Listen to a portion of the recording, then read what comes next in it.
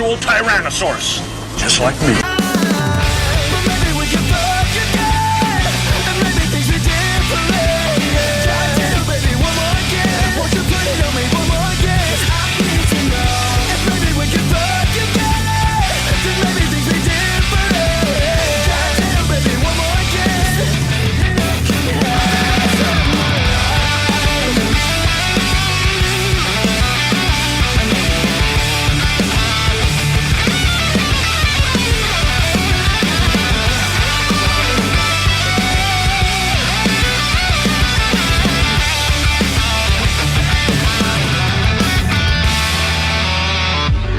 From Las Vegas, Nevada. Hey, welcome back, guys. So happy to have everyone back. We have been gone for, 6 weeks now? And we are finally back here for another episode of Access Vegas. Some people pay for therapy. I just host a fucking panel show, and that works out for me. So here we go, guys. We'll get on with our guest here. She is from Las Vegas, Nevada. She is a sex phone operator, and she has engineered a box with 7 holes in it. It is Electra Barbie. How are you doing, Electra? I'm good. How are you? So happy to see you here. He is the creator of the It's Complicated show on YouTube. She does a lot of man on the street stuff. It is John. How you doing, John? Hi, how are you? Thank you for having me, Rollo and Mike. Fantastic, man. Great to have you here. Good meaning to get you here. From Canada, she is Zoe with the cool tattoos. How you doing, Zoe? I'm great. How are you? Beautiful, beautiful. Make sure you guys talk into the microphone. Also, joining us again from Chicago, Illinois, she is a controversial podcaster and live streamer. It is Torsia. How's it going, Torsia? Good. How are you? Good, good. Sorry, I'm quiet. There we go. She's also an ASMR expert. All the way from Frog Level, Arkansas. She's a world champion bikini model and pageant model. She's also my part-time boss. It is Kylie McGahey. How you doing, Kylie? Hey. Oh, beautiful. And then also, she's a Playboy model. She is a very spicy Latina, and she's a pro threesome giver. What is a pro? She's a pro threesome giver. It's Jessie Preston. How's you doing, Jessie? Hi. Nice, nice. And then she is also Penthouse Pet 2022 from Las Vegas, Nevada. It is the very lovely Amber Rose. AKA my wife. Yeah, there you go. And she's from Iowa. She's a fashion model and a bartender. It is Miss Monrare. How's it going? Damn. Could I get you guys to move closer to Amber real quick because you're on the screen right there? Scooch. Awesome, very cool. So we're going to get to the whole thing. We're going to do a little bit different show this time. We're going to actually have a bunch of videos to react to. We're going to let you wanted to start off with something first? No, I just want to let everybody know that I am now the sexiest man in the red pill sphere. Thank you, Date Psych, for that backfiring poll that you threw. Wait, so do you think Date Psych did this because he expected them to turn on you? Yes, absolutely. That's really interesting. Yeah, that's funny. By the way, Date Psych, if you're watching this, we'd love to have you on the show. Thank you. Absolutely. You can come on now. You can come on anytime you want. He's going to unblock you. That's what will happen next. Beautiful. Okay, so do you want to go with some of these clips? Sure. I think we should probably explain what we're doing here. We're kind of changing things up a little bit so we can sort of react to some of these things. So last time I was going to have Homouth on the show, and he's done 2 episodes with me, and so we reacted to some of his videos on here, and it went great. You guys really liked it, so it's something we decided to do more. So what we're going to do this time on Access Vegas is instead of us just bringing up a topic like we usually do, we're just going to find a clip of that topic that probably went viral, and then we'll just turn it over to you guys and see what you want to talk about. So the first one we're going to start at. This is literally my favorite clip of Sadia Khan. You guys know who Sadia Khan is. She is a psychologist, and she's like viral all over the internet. Can we pull her thing up? Yep, got it. Ready to go. I was just also going to say is she's done a lot of stuff with Chris Williamson. She's been, God, I can't even remember. She's with the cool people. She's not with us. Lex Free. Yeah, she doesn't mess with the likes of us. Yeah, we're quote unquote bottom of the barrel. Like, come slim it with us, please. There's only one thing that all women. Can we try this again with it on the screen? There we go. No, hold on, let me back it up for you. Hang on a second. There we go. There we There's go. only one thing that all women want. People will tell you that they want money, they want someone tall. The reality of hypergamy for a woman is only by one metric. It's our ability to manipulate a man. You can be shorter than us, you can be poorer than us, you can be dumber than us in all other regards, but if we can't trick you, we'll still give you some respect. But if you're richer than us, taller than us, got more degrees and more qualifications, but we can trick you and we can manipulate you and we can derive resources. We cannot see you as a body to respect. All right. There you go. There's number one. Absolutely. I have said something very similar to this. And so Homath has something also that he says similar to this. And I just thought it was absolutely terrific, this concept. Because what men think a lot of times, like, oh, you ladies only want a guy who's rich or only want a guy who's tall. And then you come in, some of you come in and you're like, no, I don't really care about that. So I'm curious, what do you guys think about what Sadia had to say? Jesse, you seem to have something on your face there. It's just because I feel like every time I watch these clips, I cannot relate. So I don't really have an opinion that would make sense to anybody else. Do you know what I'm saying? Like what she's saying, I can't fathom wanting to manipulate someone. Right. That's not in my wheelhouse. Yeah, but you do understand though that your man has boundaries, and you probably he has some 100%. masculine quality. So but you can't manipulate him if he has those boundaries. Do you understand? Right, and everybody has boundaries, a man and a woman. Right. What I'm saying is, what she's saying before is that, like, it's not. Who here is seen a guy who was good looking, but he opened his mouth and you just didn't find him attractive anymore because of shit he said? Ladies, okay, good. A bunch of you raise your mind. And you guys, you've seen a guy who's rich who was trying to have sex with you, but he was just, there's something wrong with him and you didn't want to hook up with him. Raise your hand if that has ever happened. Okay, cool. All right, cool.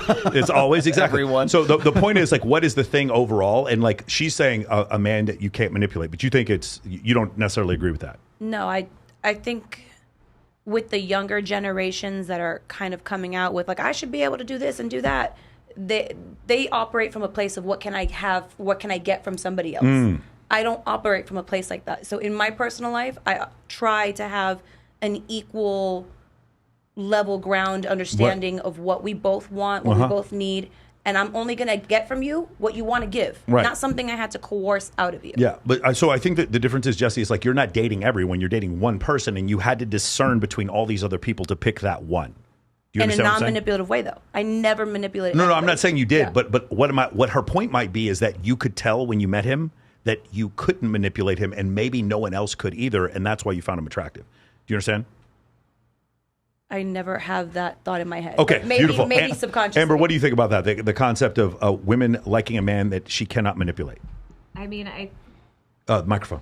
I think that she has a point, because I'm sure that a lot of females function that way. But yeah, I don't really think about how the amount that I can manipulate someone goes into like a relationship. Like, obviously, there are women out there that use men, and that's what they do. That's their forte.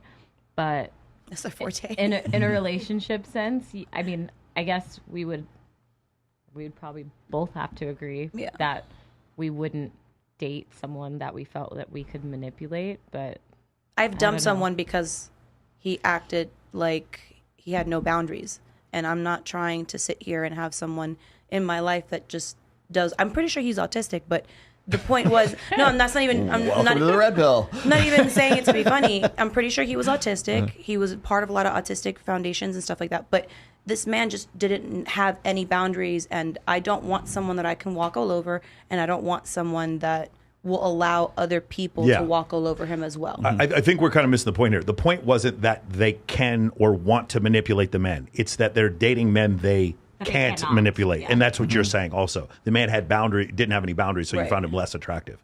Yeah. Kylie, what do you think? I mean, I think I understand her video. I think she just worded it weirdly, so it comes across wrong. Yeah. So you think she did that like for effect? No, I mean, I don't know if she did it for effect or not. I just think, I mean, I hope she didn't, because I wish she would have worded it differently. She's a licensed psychologist. I know what she was trying to say, but the way that she worded it, I feel like it came across differently. Yeah, I think the words. You know what I'm saying? Yeah, the word I've heard before also is like just having boundaries, but not being manipulated is another way to say it. I think it punches more the way she said it. I got a take on this, but we'll go ahead, Torsha. What do you think? Tori, what do you think? I don't know. I like a simp. Yeah. So, yeah. I like a good simp this time of year. Yeah. Like, I don't know. I like when they do stuff for me. Yeah. I don't know. Yeah, but so I don't know if that's manipulation if you're actually dating. No, them. but I'm saying, like, if a guy were, can you hear me? Yeah. If a guy were to, like, not, how do I word it? Like, if I'm dating him and I'm not walking all over him or whatever, I don't think it would work out, because he would be an asshole. I don't like assholes. Wait, so there's a middle ground between walking over your man and then him being an you don't think there's a middle ground? No. Really? It's either he is a complete asshole I love that who has boundaries or he's a simp. Yeah. And that's it. It's very binary. That's incredible. All right. Is there like a scenario where the guy would be like incongruent? You know what I mean? Like he would be like, Well, he would be like, you would see him as being sort of like strong and dominant and stuff, but then does something that gives you the ick, that like makes you like say, maybe this guy isn't the dude that I thought he was. Or they're like soft in the beginning, and then out of nowhere they'll turn alpha, and you're like, ew, why are you like this? Because it breaks character. Incongruent, yeah. It breaks character. Yeah. Uh-huh. Yeah. Yeah, so that's the other thing. So another way to say that, going back to boundaries, sometimes he has boundaries, and then sometimes he doesn't have boundaries, and that's incongruent. Well, that would be nuanced, wouldn't it? Because you want somebody that's kind of like that. I don't know. I don't know. You tell me. Yeah. I'm interested in what you. There we Like go. I said, I like a simp. Okay? You like a simp, okay. I like somebody who does stuff for me when I ask. What do you think? I think that manipulation in relationships is one of the purest forms of evil. Okay. I do not like to be manipulated, and I will never manipulate my partner that I'm with. Sure. And yeah, I don't like manipulation at all. Okay. I don't Are we support it. understanding what she was saying differently? Yeah, I because the was both about of to you keep say. looking at us like what we're saying has nothing to do with what. No. It's fine. It's fine because the thing is, she's saying it to men. I mean, the majority of our audience is men. So I think she's saying it in a way that like captures our, because we're the ones who could possibly be manipulated. So it means more to us. I think from your standpoint, it might mean something else. You men are the only ones. No. In her statement, when we're talking about what women want, we're talking about what women want. Almost ripped this thing Yes. out. Okay. No, we all know that men do not manipulate women. We all understood that. That goes without saying that men don't do any manipulation whatsoever. We don't do any whatsoever. Miss Monroe, what do you think? I kind of agree with her. Yeah. I think there should be no manipulating. Yeah. So I think It that's shouldn't even cross your mind. So I think that's the part we're missing. It's okay. One more time. Oh, lost my mic. All right, so we don't. There we go. My mic's back. Good. So the point is, it's like one of these things where if you have a guy with you who can fight, it doesn't mean he's supposed to fight, but he can look like he handles himself, right? You told me, Kylie and I were talking about this morning. What's more important, a guy who looks like he can bench press 300 pounds, or a guy who can actually bench press 300 pounds? And she's like, I'd prefer if a guy who looks like he can. Okay, we're not saying that you should or should not manipulate a man. What she's saying is that women find men more attractive when they know they can't manipulate him. Does that make sense? And so you guys are like, well, manipulation's bad. We all agree manipulation's bad. That's we all bullshit agree. because then girls wouldn't be dating the guys they know they can get stuff from. That's bullshit. That's absolute. That debunks everything. So no. But what she said was, so for sure, a woman will have sex with a guy because of different reasons. But she was talking about respect. The first beginning of the clip was talking about who does she respect, and I agree with that. Genuine desire and respect would come from a man that a woman knows she cannot manipulate. I believe that's the case. For sure, you and I know girls that are here, sugar babies, whatever. They take money from men they don't respect and have sex with them. Of course, that's not what we're talking about because they don't respect them. But we're talking about specifically respect. Anyway, Miss Monroe, go ahead again. Well, if we're saying it like that, I guess when I think of a man that attracts me, it's not necessarily whether I can manipulate him or not. It's just, I guess the boundaries thing is a thing. Sure. But also, I want to get my way sometimes. Sure. I want like a middle.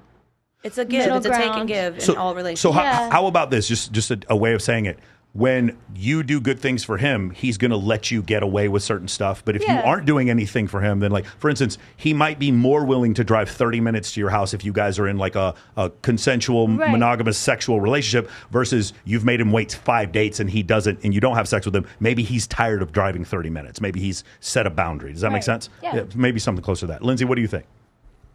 I don't know. I respect when a guy has a good understanding of his self and what it is that he actually wants, because if he's upfront and honest and open about it, like from the get-go, then I am able to judge and see if like we even are on the same frequency, and it's up to me then, you know, to make my decision. Yes, this is what I want, this is what I'm looking for, or no, that's not it. There should be no manipulation involved. It's a matter of, hey, do our energies match? You know, if so, you want to come together, you want to help together. It's a partnership. You know, and if it's not, you know, if they don't know, which a lot of people don't, you know, then that's where chaos happens. So I prefer peace. I was going to say, I mean, the point that the men are trying to get to, I think, is that women want like a more alpha dominant.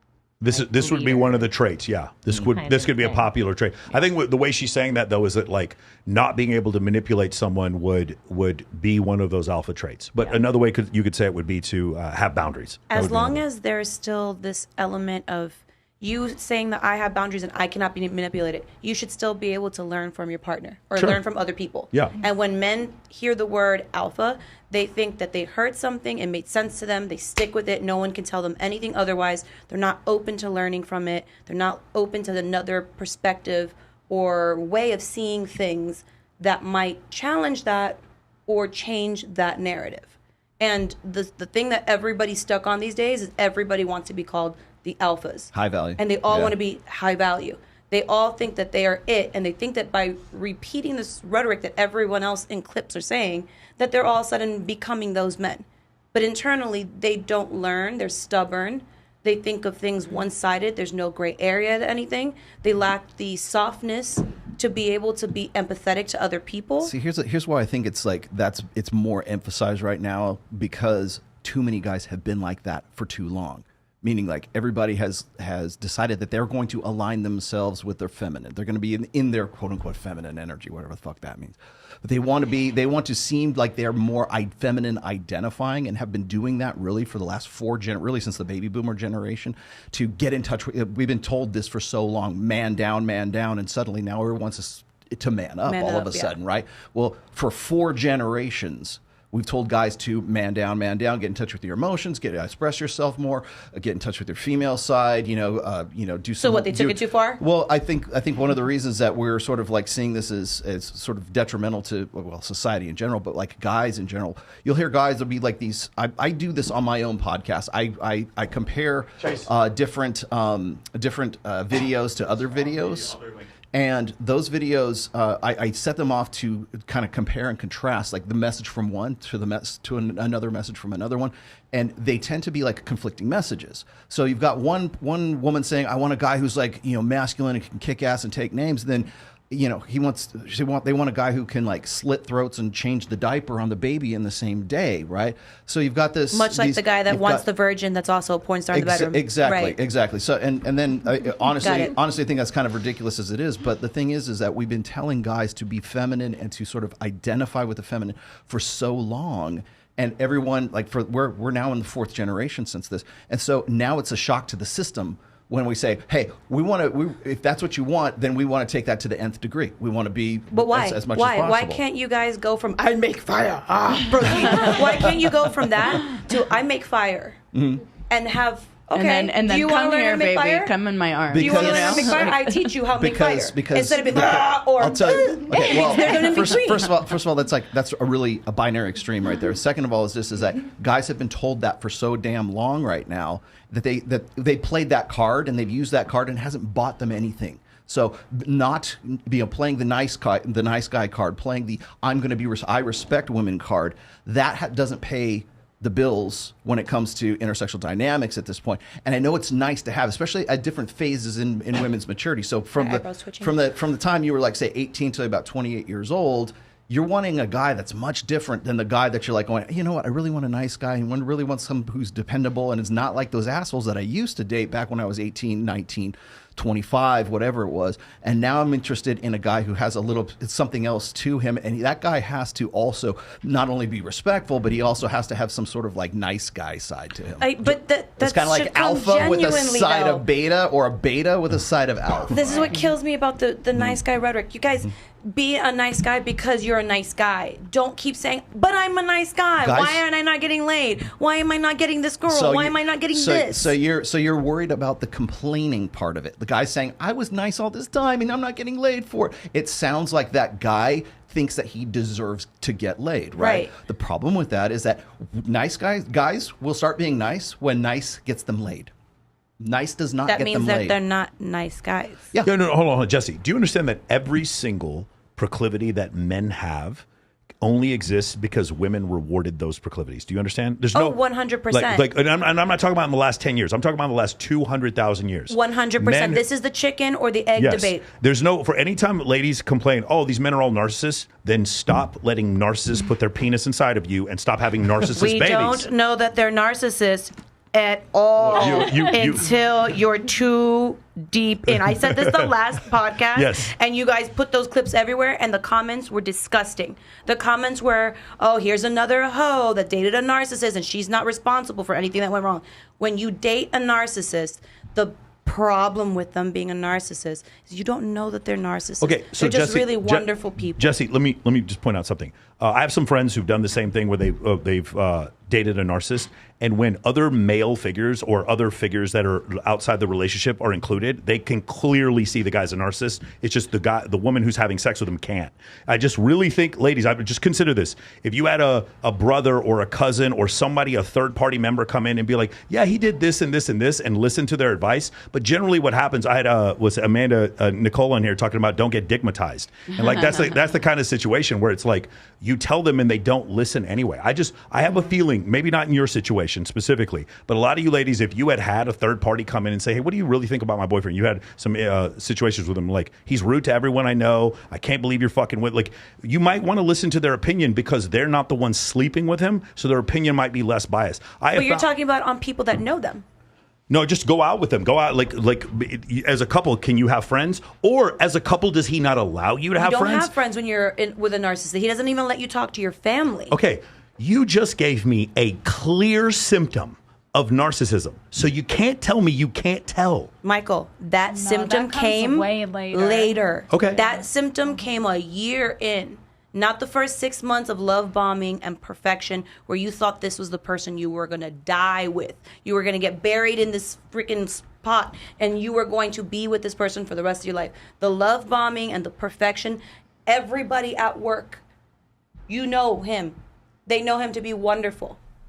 You just started dating him. You date him for 7-8 months and he's wonderful. And so you're like, yeah, that everyone says he's wonderful. And that is the mask that he wears. You're a year deep. Yeah.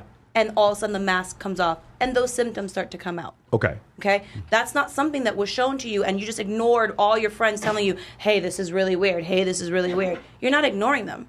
You're just not having them happen to you in a timely fashion. So while it only comes, like, I just want to add something, and it only comes out to her. Right, not to everybody else. Sure, I've seen that, yeah. But that's a really big thing. I want to make out with you right now. Because I think all men are narcissists, so yeah.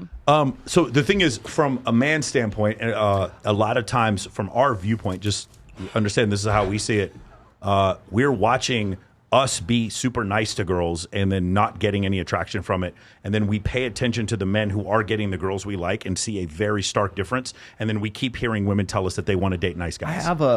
Let's table the. Hold on, let John wants to say something. I want to table this. No, okay, go ahead. We talk about because the reason I want to is because one of the Jamie Lynn clips I have is about narcissism. Just in reference to the video, I just wanted to say that the idea is that women will lose attraction and respect for men who don't pass their shit tests. So what I would like to ask the women is, do women consciously shit test men, or is it an unconscious thing? Shit test. Define. Use in a sentence. Fitness test.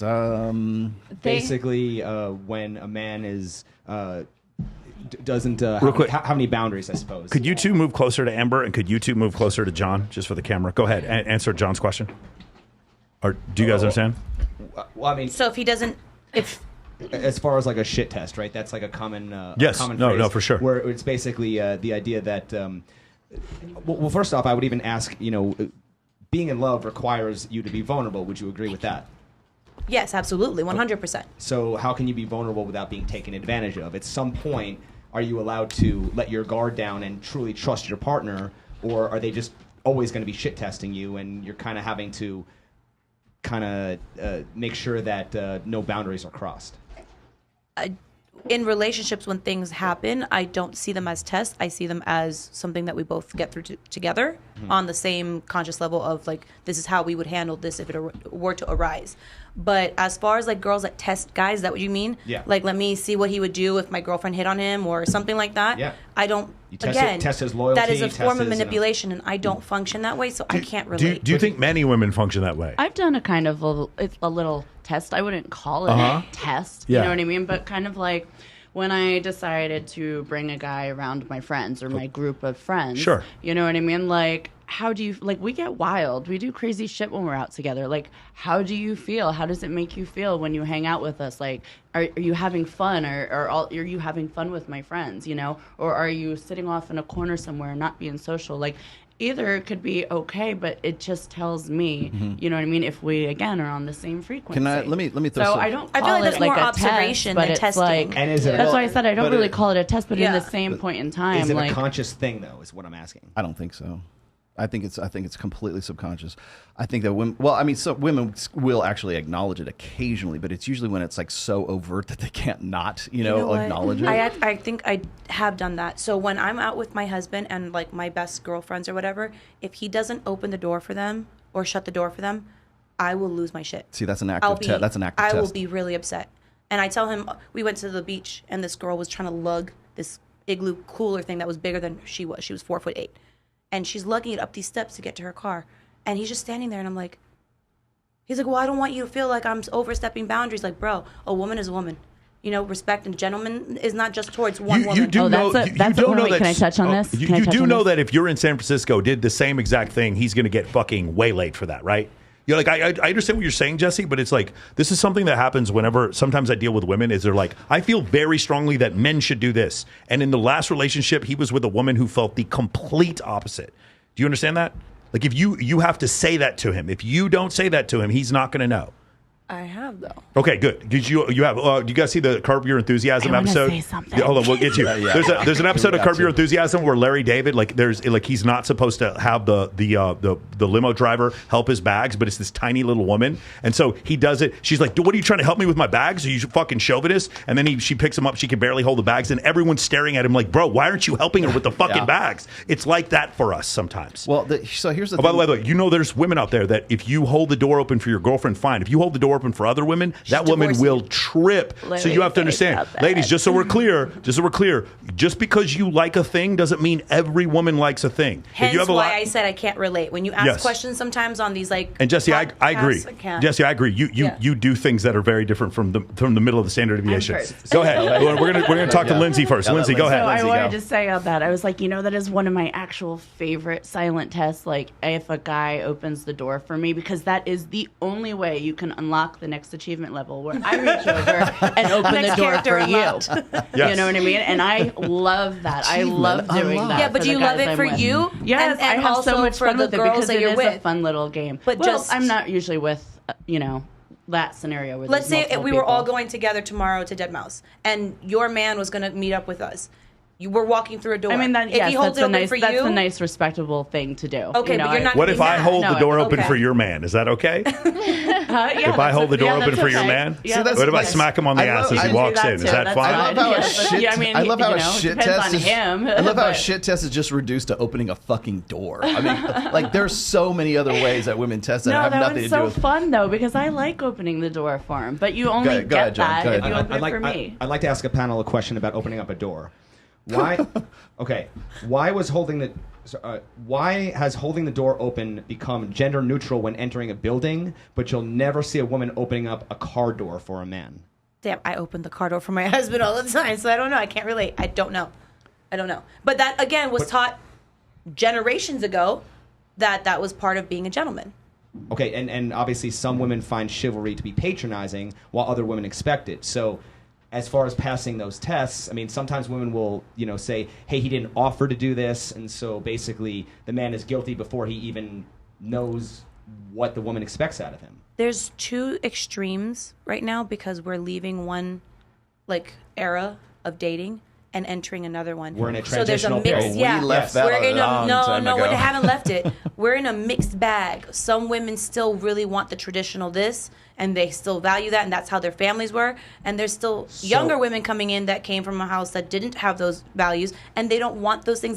They want to feel independent. They want to feel like they did it themselves. And the thing is that men keep trying to go for the woman that's in this bag while they're in this bag, and the women going for the men that are in this bag while they're in this bag. Everyone needs to date on their level, date in their era, and date in their traditions. That's it. So what is the incentive for women to change when they can currently pick and choose the best of both worlds? If we're transitioning, what are we transitioning to? Like I just said, just find someone that has the same values as you. Like, guys want to date the hottest girls, and then they're mad when those girls don't want to settle down with them, cheat on them, party all the time. Stop dating the party girl. Stop telling me that you're 45 years old and you want to date the 20-year-old because she's, youthful, and that's what men want, and we want untouched. But then you're trying to lock down a 19-year-old that doesn't want that part of your life.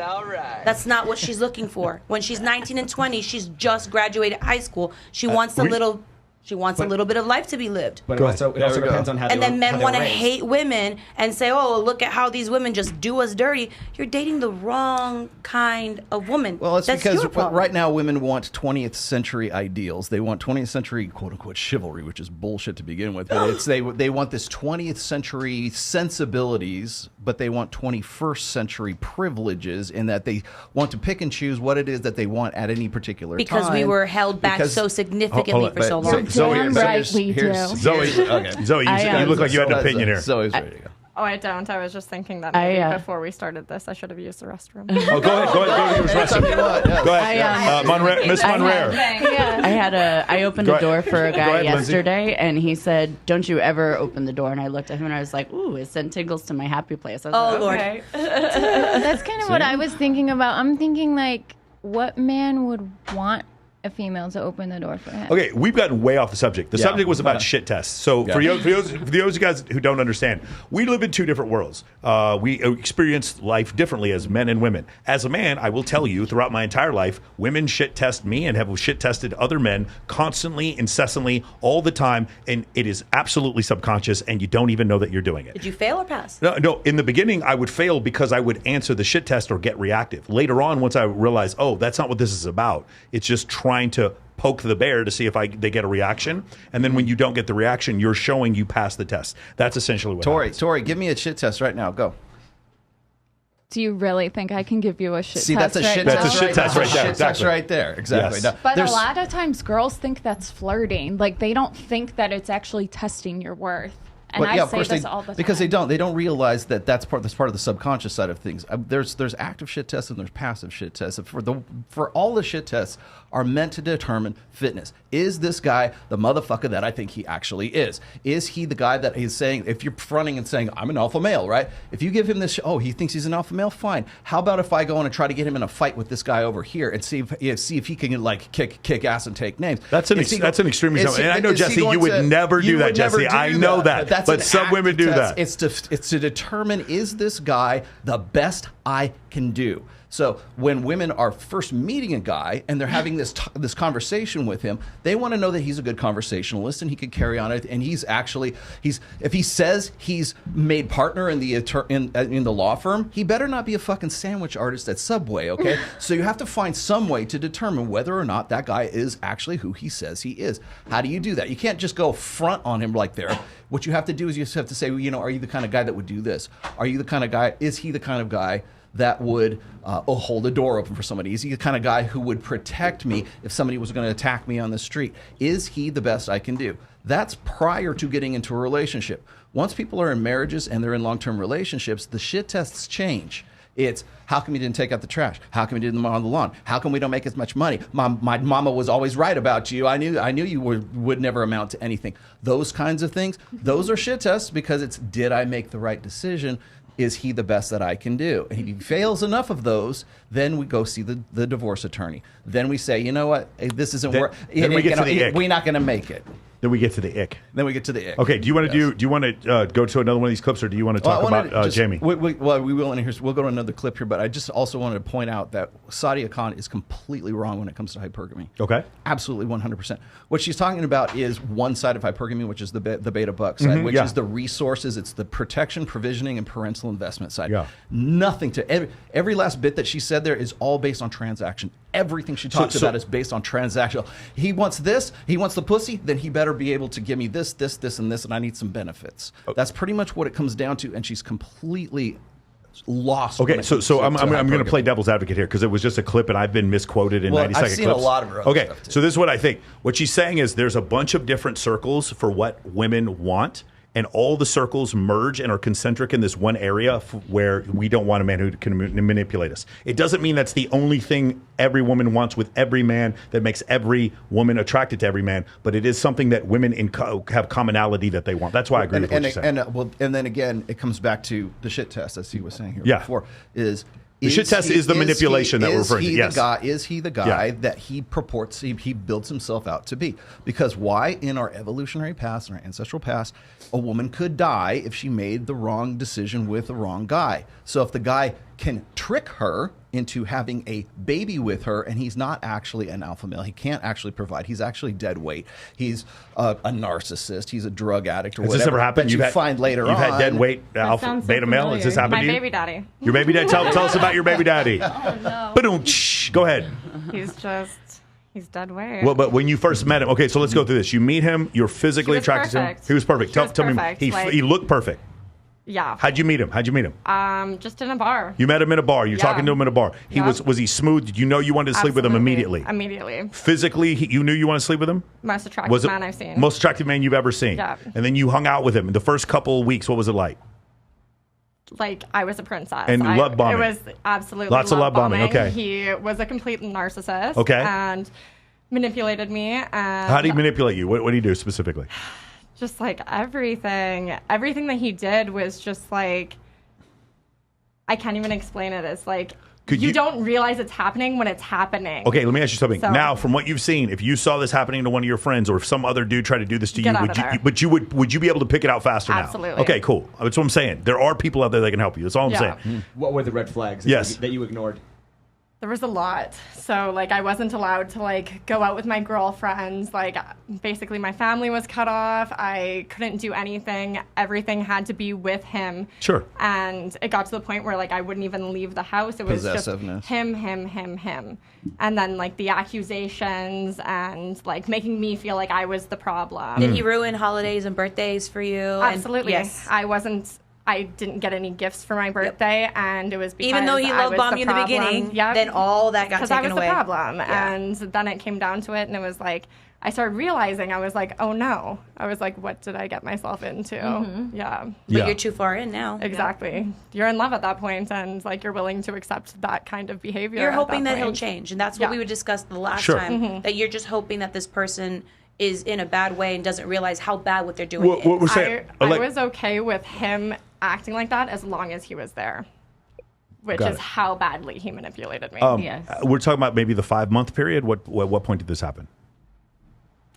It was like pretty instantaneous. Oh, so he was very quickly started turning into a narcissist. It was like 2 months in. Okay, 2 months in. Yeah. So there's a few books on this about borderline narcissism and psychopathy, stuff like this, and it's usually around it's part of the 5-month period. Cluster B personality disorders. Was it NPD, narcissistic personality, borderline personality, histrionic personality and disorder, antisocial. and antisocial. Yeah, those are the 4: mad, bad, and sad. Bad or well, we've done more psychology than any of these clips that I've already looked at. Yeah, in the last half hour. That's interesting. I'm always interested to hear this because the thing is, that's fine, and I feel like you get one free. Everyone does. But when you do 2 or 3, do you know the girl who's done this before? The last 3 exes are narcissists, and she's been engaged 5 times. That girl, and she doesn't. Go ahead. We all know that girl. Yes, that's my point. I feel like you all get the first one free. Everybody gets the first. We all look when we're young. We don't know. Love feels good. It's good. It's fun to love. I love love. Right? It feels great. But then after a while, it's just like, wait a second. I poured my whole motherfucking shit into this, and then it didn't come back out the way that I thought, and then it changes things, and now you start to see red flags. And those red flags don't mean anything to you, especially, I'm speaking just from a man's standpoint, when you're a young, horny dude in college, those red flags don't mean shit. She has a drinking problem? Sounds great. Sounds like a green flag to me. Sounds great. She's covered in tattoos? Sounds great. When you're in your 20s, later on as a man, when you have some experience, you're like, that's fucking red flag. Seems like a really cool girl to have on my show, but not going to fucking date her. You know what I'm saying? So that's the way I look at it. Not specifically anyone here. Huh? Not specifically anyone here. No, nobody here. You guys are all great. There's no red flags here. Hold on, we got it. Even 7 holes over there. There's no red flags. Hey, we got to do super chats. I got a couple here. Let's do it. $20 from the Rational Trucker. Love the T-shirt, Michael. Is the manipulation Sadie refers to the same? Sadia refers to the same as coquetry, meaning hot and cold, playing the hot and cold game. I don't think women consciously think of manipulating men. It's an algorithm. Torsia, I chose to be an asshole after 17 years of marriage. I agree with the algorithm part. You were probably an asshole the whole time. Yeah, I agree with the algorithm part. I think we do so many things. You guys have to understand, man. You guys are the product of 178 million years of mammalian evolution. Like all of these things that you have, like there's so much going on in your subconscious. If you guys have ever read the happiness hypothesis, the analogy they use is a person on top of an elephant. The elephant thinks it's in charge, or the person on top of the elephant thinks it's in charge, but the elephant really has more control. And the problem is when you think you are the elephant. There's a really interesting thing where it's like your conscious mind is the rider, and your subconscious mind is the elephant. And you can make the elephant turn right and turn left, but you can't tell the elephant to never take a shit or to jump off a fucking cliff. There's certain things you can't make the elephant do. And so when you come to that realization, you find yourself, like I find myself getting mad at things for no reason. Why am I irritable? There's no reason for me to be irritable. But the awareness of it is making sure that you come to the realization, hey, I'm the rider. Right? This is just my conscious. My subconscious also has a say in here. When people don't have that, usually younger people, when they're immature, they don't recognize that. They think the subconscious and the conscious are the same thing. Right? They don't understand there's anger in me. They think I'm angry. I'm angry is not a true statement. You're not angry. There's anger in you. Those are two different things. There's a person, there's an observer of the anger, and then there's the anger, and they're separate. If you think the anger is you, then that means you have no fucking control. That means when you killed someone or ran your car over someone or shot someone, that means you're not responsible for it. And you are responsible. You're responsible for your actions. When you're young, especially when you're really young, you don't know you're responsible for your actions. As you get older, you come to the realization, no matter how I feel inside, I'm responsible for my behavior outside. And the way I'm able to differentiate the two is by observing my feelings rather than fucking thinking that I am my feelings. Make sense? And now the DHS is really going to come after me. There we go. Okay, date on your Ivan Leal says date on your level. Tell that to the 80% of women who want the top 5% of men. And men want the top That's 1% not of true. beautiful women. Hold on. Men want youth and beauty. Sure. They all want the girl that doesn't have to wear makeup and that she's just naturally beautiful and that she's just all these submissive and perfect. Men want that too. They can't have it. They can't get it. But they all want that 1% too. This narrative that women are the ones that only have these specific preferences. They always get married. Who? Isn't that called settling? Okay, ready? There was an author. She did a survey. I think I sent you this, and they asked men, this large group of men, if you got 80% of everything you wanted in a partner, would you be happy? Would you think that was fantastic? And the vast majority of men were like, 80%? Fuck yeah, that's incredible. Then they asked a large group of women, if you got 80% of what you wanted in your partner, would you be happy? And the vast majority of women said no. 80%, that's fucking settling. First of all, these statistics, where are they coming from and who are these women? Are they standing outside of a bar when the girl's drunk and she's 19 years old? Then yes. So that's sapphire. So let's one survey. Let's look at another survey. Let's look at the 40 million people that are on dating apps. Those women find 80% of the men on those dating apps to be below average attractiveness. You don't know a person on unattractive. That has nothing to do with nothing because you're on a dating app. You don't know that person. You don't know that person. Physical attractiveness. I know, but you don't know that person. It doesn't matter, but you can still rate them on physical attractiveness. 80%. You can still rate someone on physical attractiveness even if you don't know them. Unattractive. But you're not giving someone a chance. No. You're making my point for me. You're making my point for me. What I'm saying to you is, you're saying that the girls are not going to give the men a chance because they don't find them attractive. No. What I'm saying is you said before that men and women are the same and that they only want to date the top 5%, and that is not true. The top 10% of men on dating apps get 63% of right swipes. The top 43% of women get the top 63% of right swipes. The top 40% of men get 96% of right swipes on dating apps. It is so skewed towards the top 4.5% of men on dating apps for men, but for women, it's the top 45% of women. It's not even close. 55% of the time men swipe right. 5% of the time women swipe right. Women are pickier. Right mean? Swipe right on dating apps. Or men are just desperate. No, but men are, I agree, men are desperate and women are picky. But my point is, her point was that we saw it the same, and it's not true. Men are happy with an 80% solution, and women find an 80% solution to be settling. That's the issue we're saying. And 70 to 80 divorces are initiated by... Oh, God. Women. Women. Men can't just go around doing whatever the fuck they want to do and acting however they want to act and be unhealed and think I make fire, and that the women are going to stay forever Agreed. and stick through it. So what we should do is an experiment where we remove men. What we should look at is lesbian couples, and we should look at gay couples. And if what you're saying is true and the problem's actually men, gay couples should get divorced at a higher rate than lesbian couples. No one said the problem is men. I'm just saying that this whole narrative. How is that only you just said the problem is men? The men that get divorced with the men that get divorced with most of the time are ignoring the woman that's pleading with them to change or to level up in some way. If what you're saying is true, then if we looked at gay marriages and lesbian marriages, what we should find, because men are this problem, is that men should get divorced at a higher rate than women do. And what we find is it's 3.5 to 1 lesbian couples get divorced more than gay couples. Do you know what a U-Haul lesbian is? No, but What? Do you not? You guys don't know that term? Girls I've fall never in heard love super quickly. Sure. And they get a U-Haul, and within the third date, they've moved in together, and they want to get married within a month because girls fall in love. That's why the divorce rate with women in lesbian couples are so high. it could be that, or it could be that, or it could be that women just have a proclivity to get tired of a relationship easier than men do. Oh, good Lord. Is that not a possibility? That doesn't make zero sense. Girls want so badly to have their forever partner. And then so badly to leave their forever partner. Why would we want to start all over? None of us want to leave. Why would we And want that's to? why. Do you hear it's mind-boggling and it hurts. My brain hurts. Why would we want to have someone that we start a life with and then have to end it all to start all over again? Because it was only 80% of what you only wanted. 80% of what you wanted, and you guys grew apart. That's no why. one wants to leave. No one just agreed. wants Like, to put the work guys. in to make it not be boring. Nobody wants to file an That's the problem. Nobody wants to file an Wait, what? insurance claim for their house that burned What'd down. you I say? What'd you agree. But I said something important, but it's okay. Say it, say it. I don't remember. No. It's because it's about. she's been smoking. No, it's about One doing. shot. No, it's about doing the work, right? Yeah. Doing the work. Yes. And that's the biggest thing. That is why so many women end up with narcissists, or they stay too long and they do things that they shouldn't do, because we have this hope. Like, women have hope and we have faith and we have all of these things. This is what inherently we carry with us. Like, that's what the Creator gave to us. That's our. I love our your. burden to I love bear. all of your anecdotal experience, but like there's there's millions of studies that show this. Like it's twice the number of men under the age of 30 are single than I'm women. serious. So you have to understand that then that comes to maybe there should be some light shed on the fact that men don't do a lot of like internal work.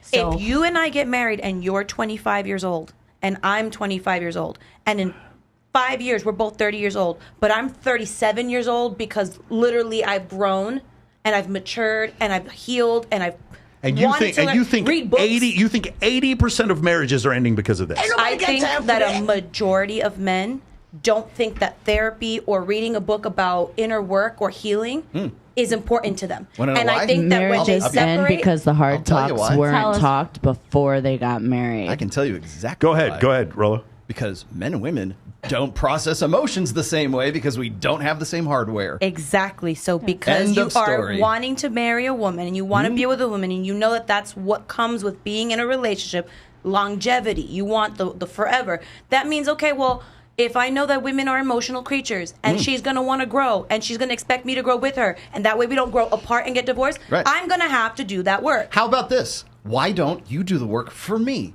Because I don't process emotions the same way that Where's you your door? process them. Okay, question. Well, So- it's again, it's like what's the priority? well, here's my thing.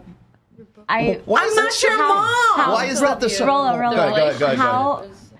How do most men want women to help them with those problems? Oh no! You're misunderstanding. No. 6 out of 1,000 women even want to get married. You guys are totally off base here. Women are not choosing men at all. The vast majority of wants to women, get married the anymore? vast majority of women are not attracted to the vast majority of men. That's what's going on. 63% of men under the age of 30 are single. 28% of men under the age of 30 are virgins. Hold on, you didn't hear the word I said. Virgins. And you're sitting there talking about life partners. Dudes are getting nothing. That's what I'm saying. You guys keep saying you want virgins. Why would girls start having sex with you if you keep saying you want virgins? Don't need Where are one. these women that you're Don't going to have need one. sex with if all the women that you want are needing a low to no body count?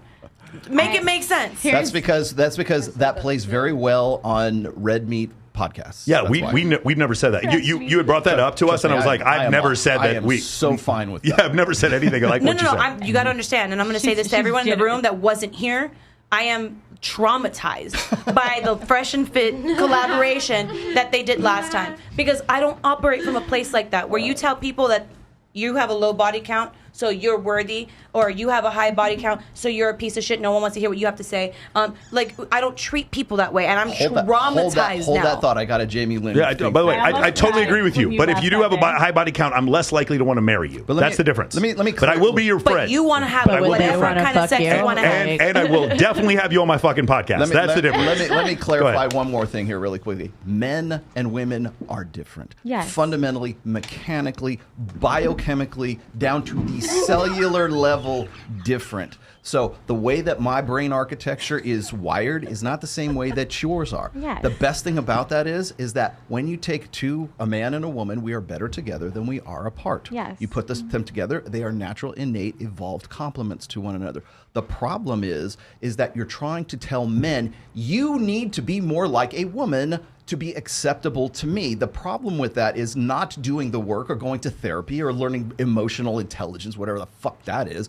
What it is it's not understanding that I'm not going to cry at the end of Titanic, and because I don't doesn't mean I'm emotionally stunted for not doing that. Okay, and just because you didn't cry at the end of Saving Private Ryan does not necessarily mean that you are emotionally stunted. But you get what I'm saying. It was one of my favorite movies. We fundamentally lack the hardware. So when women say, "Oh, men are going to therapy," it would be so nice if they just did that. The problem is you come back to the same thing we were just talking about a moment ago, where men have been told to get in touch with their emotions, become more, express themselves, get in touch with their feminine side. Men don't have to do that in a feminine way. Exactly. They don't, but we're told that if we don't, we're retarded, or we're like in some way, like we're defunct. We're not using the R word. He meant flame retarded. I meant that.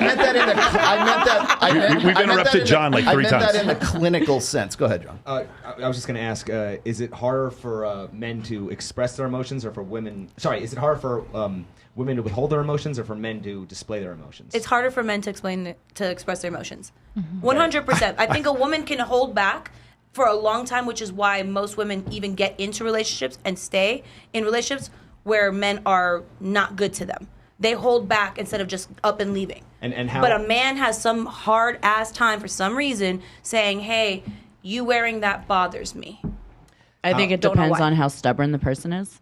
Yeah, I disagree that most relationships are ending because men are worse. I disagree with that. I'm sorry, I just don't agree. I talk to these men, and it's like women are leaving them because the guy's wearing a fucking raincoat. You don't date men. Okay, that's fine. You have absolutely. But here's the thing. But here's the problem. There's a problem. No. I do date women, but here's the issue.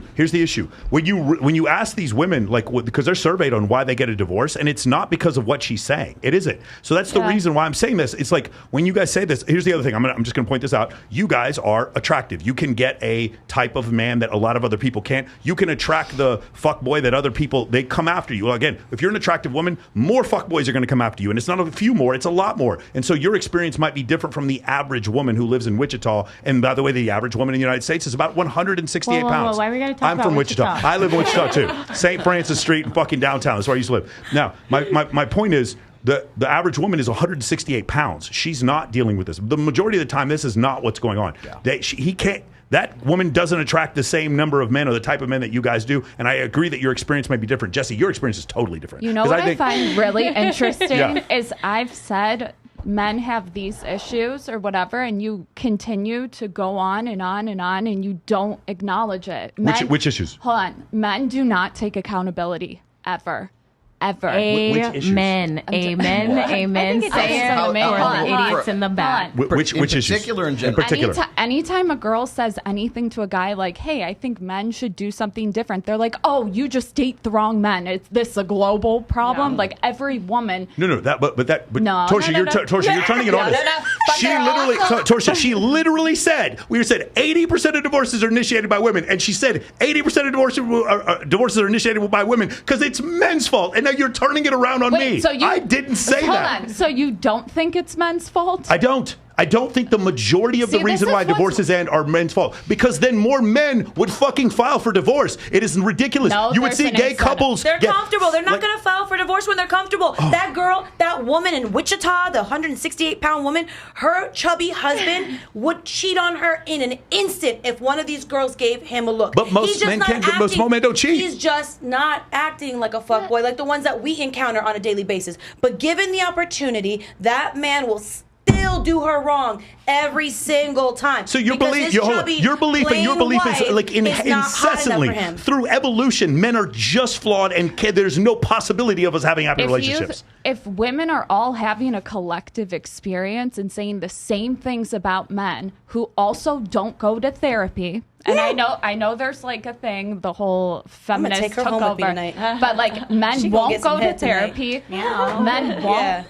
Men won't address their problems, and they fight to like tooth and nail to say that it has to be Which the problems? woman. No, I'm not saying it has to be the woman. You're I'm telling I'm me- saying both sides have to work at it, and then Right. when one side Here, stops to work I at agree it, with then that. they go and file for divorce, and then women are incentivized to divorce men because of the way the marriage laws work. Go ahead. Are men not collectively all saying the same things about women? That's my point. We're having a common experience as well. That's the point I'm trying to make. If you go on dating apps and 80% of men are deemed to be unattractive, they're having a common experience as well. That's the point. I never said that wasn't true. It's always men that anytime I say an issue that women have, they always turn it back on themselves. Yeah. Why don't you guys take like a second? Hold for on. the third time, I've Calm asked down. you for one thing that we're stop. responsible for, But what we're I'm accountable for. I'm trying to answer the question. Are you triggered? I don't think I'm triggered. Go ahead. He's What's- fucking triggered. We got him, girls. It's all. No one's trying to get anybody. We're trying to come to like a mutual understanding, Yeah, right? that's what's going on for sure. Go ahead, Torsia. I love What was the thing that I need to take accountability for? Can you specifically You? talk? No, in men. general, and men. What is the thing we need to take accountability for that we're not taking accountability for? I think men have a tendency to do things out of self-interest, and then they blame the women for doing it. Unsavory actions. Maybe. Unsavory actions. Like, I think men and Rolo. For example, Hold on. like the boyfriend that stays out all night, comes home at 5, 6 a.m. and then does the, oh, well, you knew where I was. Like, I'm sorry. Do you think most men are like it? Do you think most men are cheating? Do you think, is that what you guys I think? mean, I'm not I saying didn't that they're say that. cheating. Man, I'm you just were saying, like- I'm you saying were that like- they're doing something that if Yeah. their female counterpart was to do that, that they would lose their minds.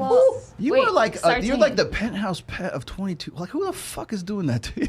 but You'd you be were surprised, Rolo. You'd be surprised. Oh, But you were saying that men do everything for sex, right? No, what I said, the original thing was, Well, in general, in women's general. validation comes from attention and resources, and men's validation comes from compliance and sex. Yeah. So don't you think that because of their inherent nature that men are always going to operate to get that? So it's always going to be self-interest. Like, I'm going to do this so I can get sex. Transactional. But there's no way Always but there's transactional. no way Not there's no even- way not you even can't that. say that about everyone. And also, the men who go Right. die for their country, that's not self-interest. So like Yeah, I agree, but- men can have unconditional love for their country, their family. They're willing to protect and die for the Sure. tribe. Like self-interest causes me to go kill the gazelle and keep it for myself, not kill the gazelle and bring it back to the tribe. That's why I don't think men are only interested in self-interest any more than Men women are the only species in the world that kill their own kinship or whatever. Kill their own kin? Kin, No, yes. no. Lions do. You're talking about males. You get like lions and lions. War. Like, we are the only species, males in particular, that kill their own kind. No. Elephant bull seals. patently false. Yeah. Chimpanzees. Yeah, and elephant bull lots of- seals, like they all kill themselves. primates. Michael and Primates Rolo, do but exactly. tell me something right now. Do you think that men in their 30s and 40s are going for women in their 30s and 40s?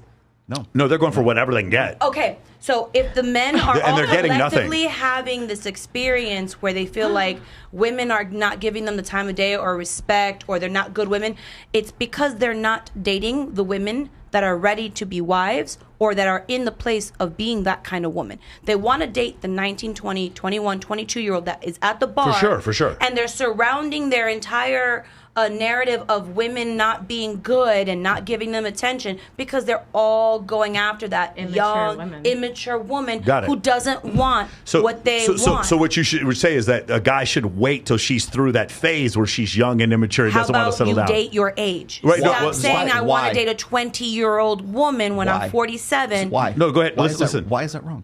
Why is do you think that 20-year-old wants to have your children? She just graduated high school a year ago. Maybe. She's out at the bars and partying. Sure. If you're finding a girl that's 19 and hasn't left the house and done anything and doesn't have an urge or desire to go out and party and drink and live her life, then you found yourself a unicorn. That's great. Wife her up if she's ready for that. I don't know any 18, 19, or 20-year-old girl that just graduated high school that's like, I really want to find a 40-year-old man. Depends on how conditioned by society you were. I mean, I'm sure in some small towns where you just like have to get married all kids. That happens in small towns. Right, but not here. Let me throw something out here really quick. Like this idea that there's 35-year-old men that are just able to date 20-year-olds in some plethora is fucking imaginary. That is not what's happening. That's not what I'm saying. I'm saying that's what they're going for. That's what they're going for. So that's what their experience is. That's what all the collective. But they're getting nothing. My point is, you guys don't understand. Why do you think you're getting nothing? No, my point is, men in general. If you listen to Richard Reeves, if you listen to Richard Reeves or Scott Galloway, there's the inequity with men. It's like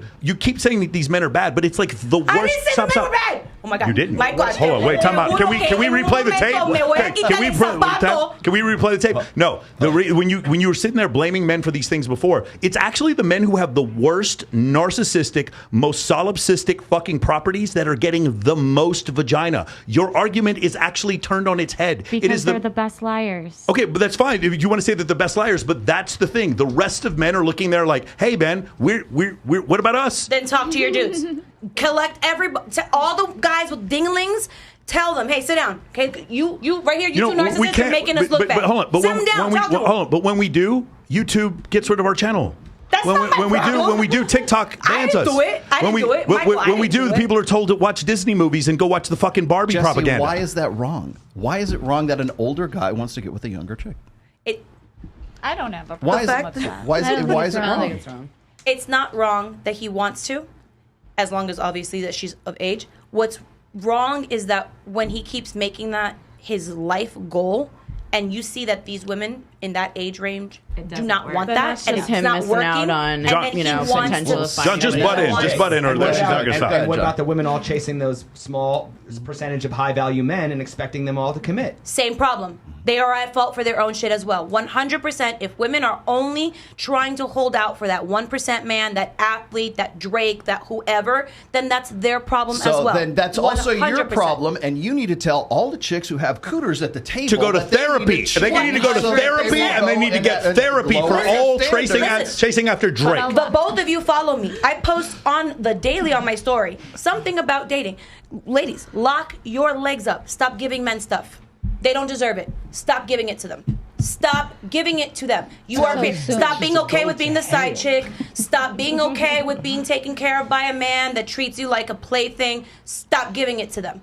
They're going to keep complaining that they don't get laid, but stop giving it to them. Period. Everybody's held accountable for their shit. You're not held accountable, but he's not. You're not held accountable, but he's not. Everyone's accountable for their shit. Okay. I think choose wisely. Yes. Not just stop giving it, just choose wisely. No, I'm talking about like the people who are okay with being. Jesse, power down for 1 second here. We got to do super chats. Okay, here we go. Tiffany Fox, of all people. Women want to be protected and have men provide, but what do they offer to have it all from the man? Happy New Year's, boys. See you soon. Happy 2024. Thank you, Tiffany Fox. Fox or fucks? Fox. Oh, I heard Tiffany Fox. Let's not go there. Yeah. Shit, I lost the last one. I have actually a fairly pertinent Jamie Lynn video. If you do you have? Let's do it. I have to pee. I'm waiting for you to show this video. Go. No, here you go. Can we pull it up here? Well, you guys, everybody have your headphones on. So start it over, and you have to unmute first. It's a weird thing on Instagram. Yeah, I don't. Hang on 1 second. And then unmute Women, first. it's just they are not as good at expressing them. And depending on which culture you're in, it's not always been the traditional way. Yes, of course, women are the ones that bear the children. But I really am into Celtic culture. Okay. And the women actually in their culture were the only spiritual leaders. So they when they were going to fight a war, and hopefully I'm not like misquoting that's anything. not the right one. But when they would go, my bad. I was like, I thought this was about narcissism. My bad. That was my bad. Hang on. And what the hell is I was like, could you imagine if all women just stopped and were like, no, the Celts were like, just think of like, then I'm pretty sure you'd be forced by on the somebody island where to have children. England is. Scotland. No, you know, island. So when you get to the northern part where Hadrian's Wall is, beyond that is where the Celts live. The Scots, where Scots would live now. Yeah. And that has a religion? Yeah, I mean they had sort of a pagan religion. Yeah, it was like pagan. This is before Christianity, which she's referring to. Yeah. The women, because the women are the portals, like they were like the more powerful. Yeah, I don't know if she's correct in all the spiritual sages were women in the Celtic culture. She might not be right about that. I got it. But I really don't care one way or the other. So go ahead. All right, here we go. Let me just push this one up here for you real quick. Here we go. Than women, it's just they are not as good at expressing them. And depending on which culture you're in, it's not always the same one. Anyway, she was talking about this was our really, men more emotional than I'm women. into Celtic culture. Okay. And the women actually in their culture were the only spiritual leaders. So they when they were going to fight a war, and hopefully I'm not like misquoting anything, but when they would go to fight a war, they would consult the women who were the spiritual leaders before they would go to the war, and the women were allowed to fight in the wars. So and then you have people like Cleopatra. It's not true that that's always how it's been. There's different types of women, just like there's different types of men. Yes, women were allowed to fight for the Celts, and then they got completely eviscerated by the Romans. That's what happened. Depending on which Who did not allow women to fight. Vikings let women fight too. I'm sure they did, and then those Vikings were also eviscerated by the Romans. The reason she's even bringing this up in the first place is she wants to, in some way, make a comparison that women or men are more emotional than women, or women are more emotional than men. And once again, the mistake that's being made here is that there's this idea, what's called the blank slate, that men and women are we're all the same, and it's just the plumbing is different. Depends on how much trauma you have and how much you're willing to. Let's ask. Do any of you guys here believe in a blank slate ideology? Meaning, if you just give women a Tonka trunk and give boys a Barbie doll, that the boys will become feminine, maybe even turn gay, and women will become more masculine. Does anyone here believe this? I don't believe that. Okay. I have a daughter. Okay. And she loves pink. Like, I'm not a very girly girl at all, as y'all can see, but loves pink, but also knows every kind of construction vehicle. For sure.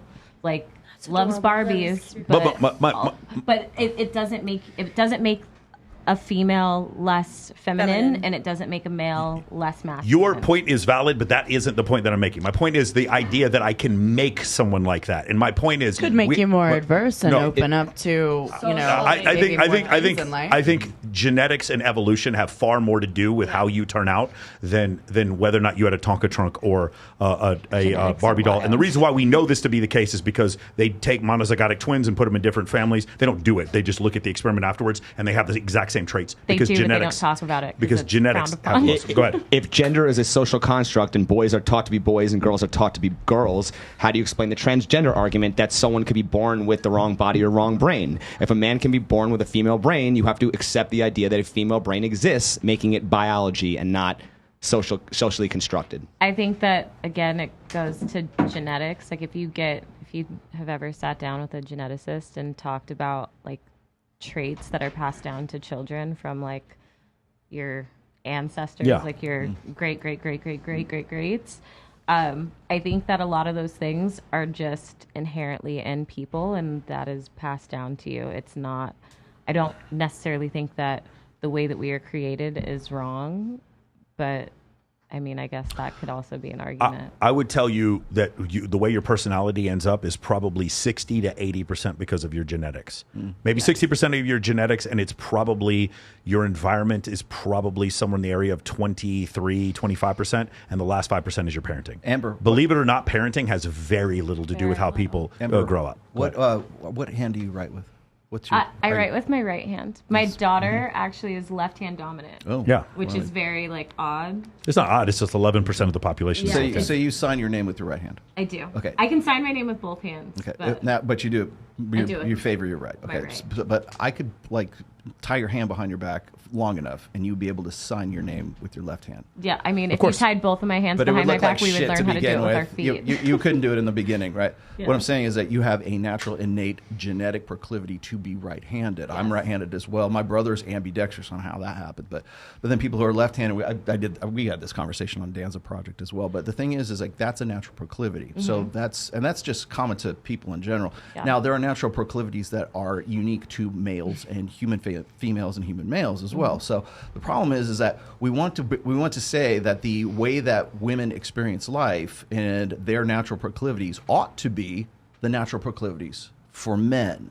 And so when Jesse's here saying, "Oh, you guys need to go do the work, you need to go do the therapy, whatever it is," the problem with that is our genetic makeup is different than your genetic makeup. But the problem is that we're living in a world right now that says you are stunted. There's something wrong with you because you don't experience life like a woman does, and that's the correct, proper way to do it. Well, how about this? So, like I posed the question before, what ways help men express themselves better? Like how what would be more comfortable for a man? And that's what the conversation that needs to be had right now. But the problem is by having that conversation, we offend an entire world of people because they are very ego invested in the idea that the way that we should be doing it is men ought to like the Who cares? If you're offended, then it's something that obviously okay, needs but to be but it's not even so much offense. It's just taken for granted.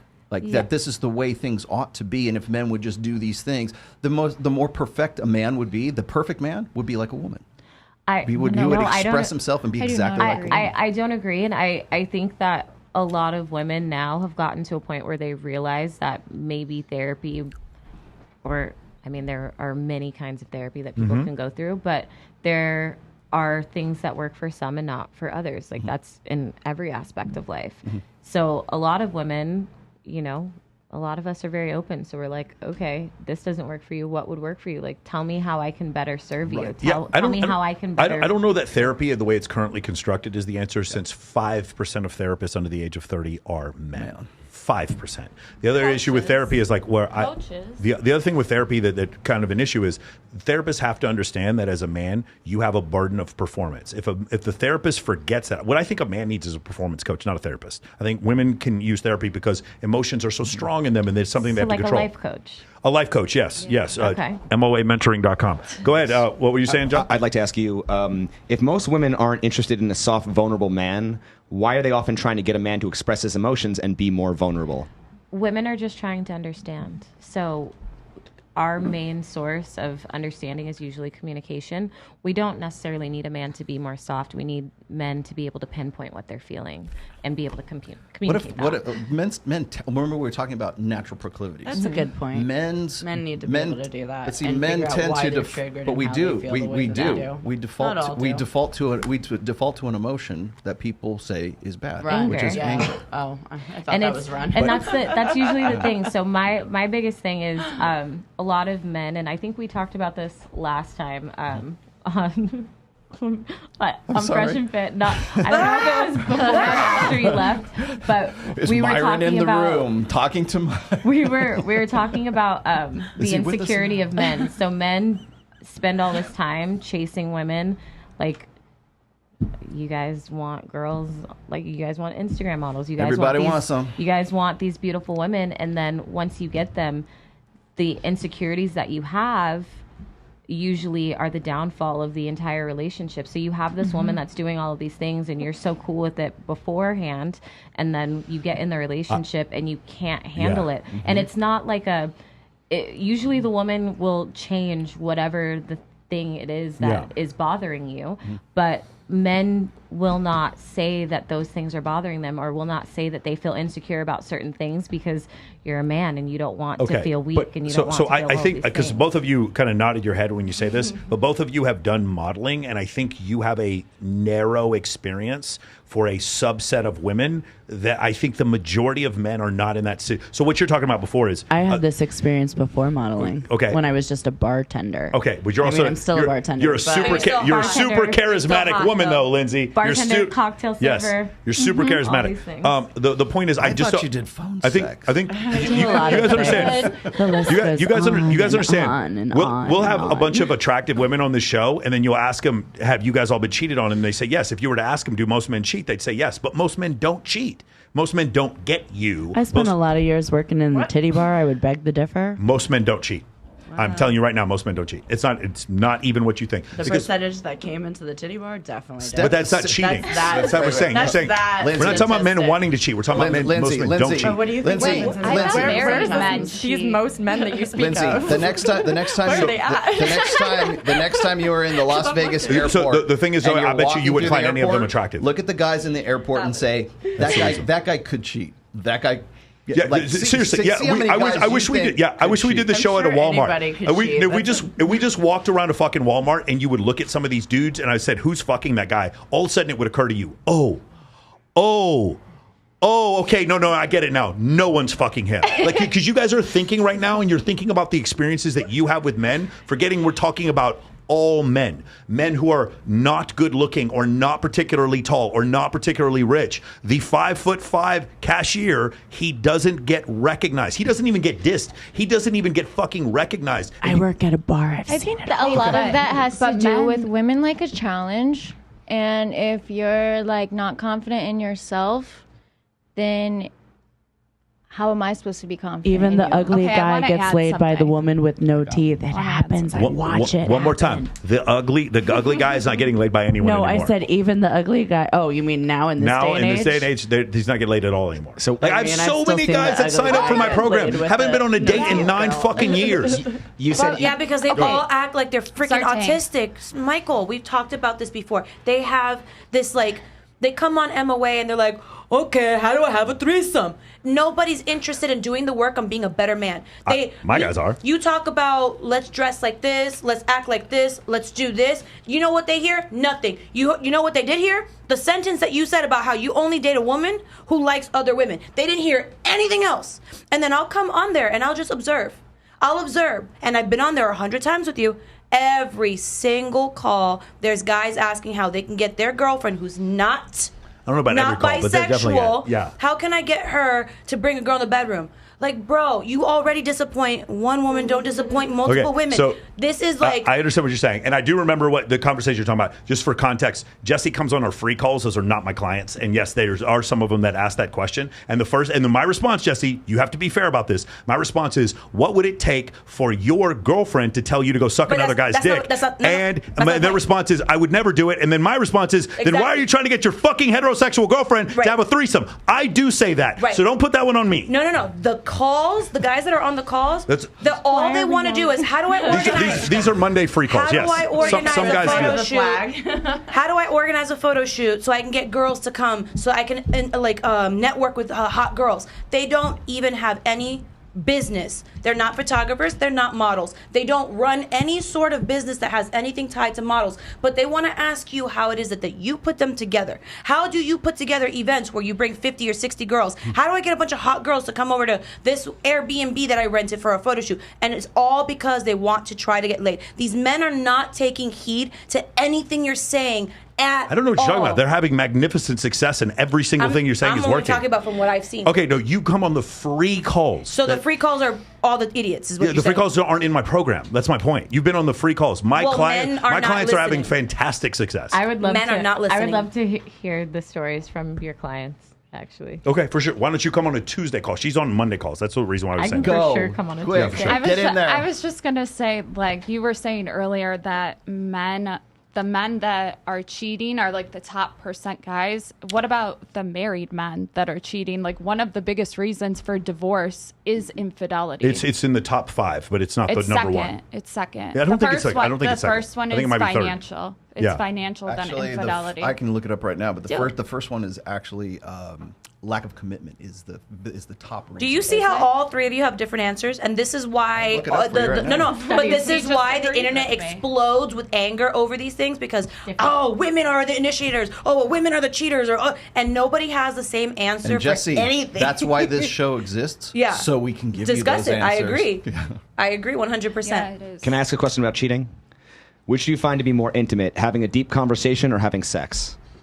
Deep conversation. Yeah. If the answer is deep Get the fuck outta here. hold on. If the answer is deep conversation, why is cheating more about having sex than having a deep conversation with a stranger? I think when women cheat, they cheat To prove they mentally, can but still when do men it. cheat, they cheat. So then sexually. why should men be held to the same standards for cheating as women?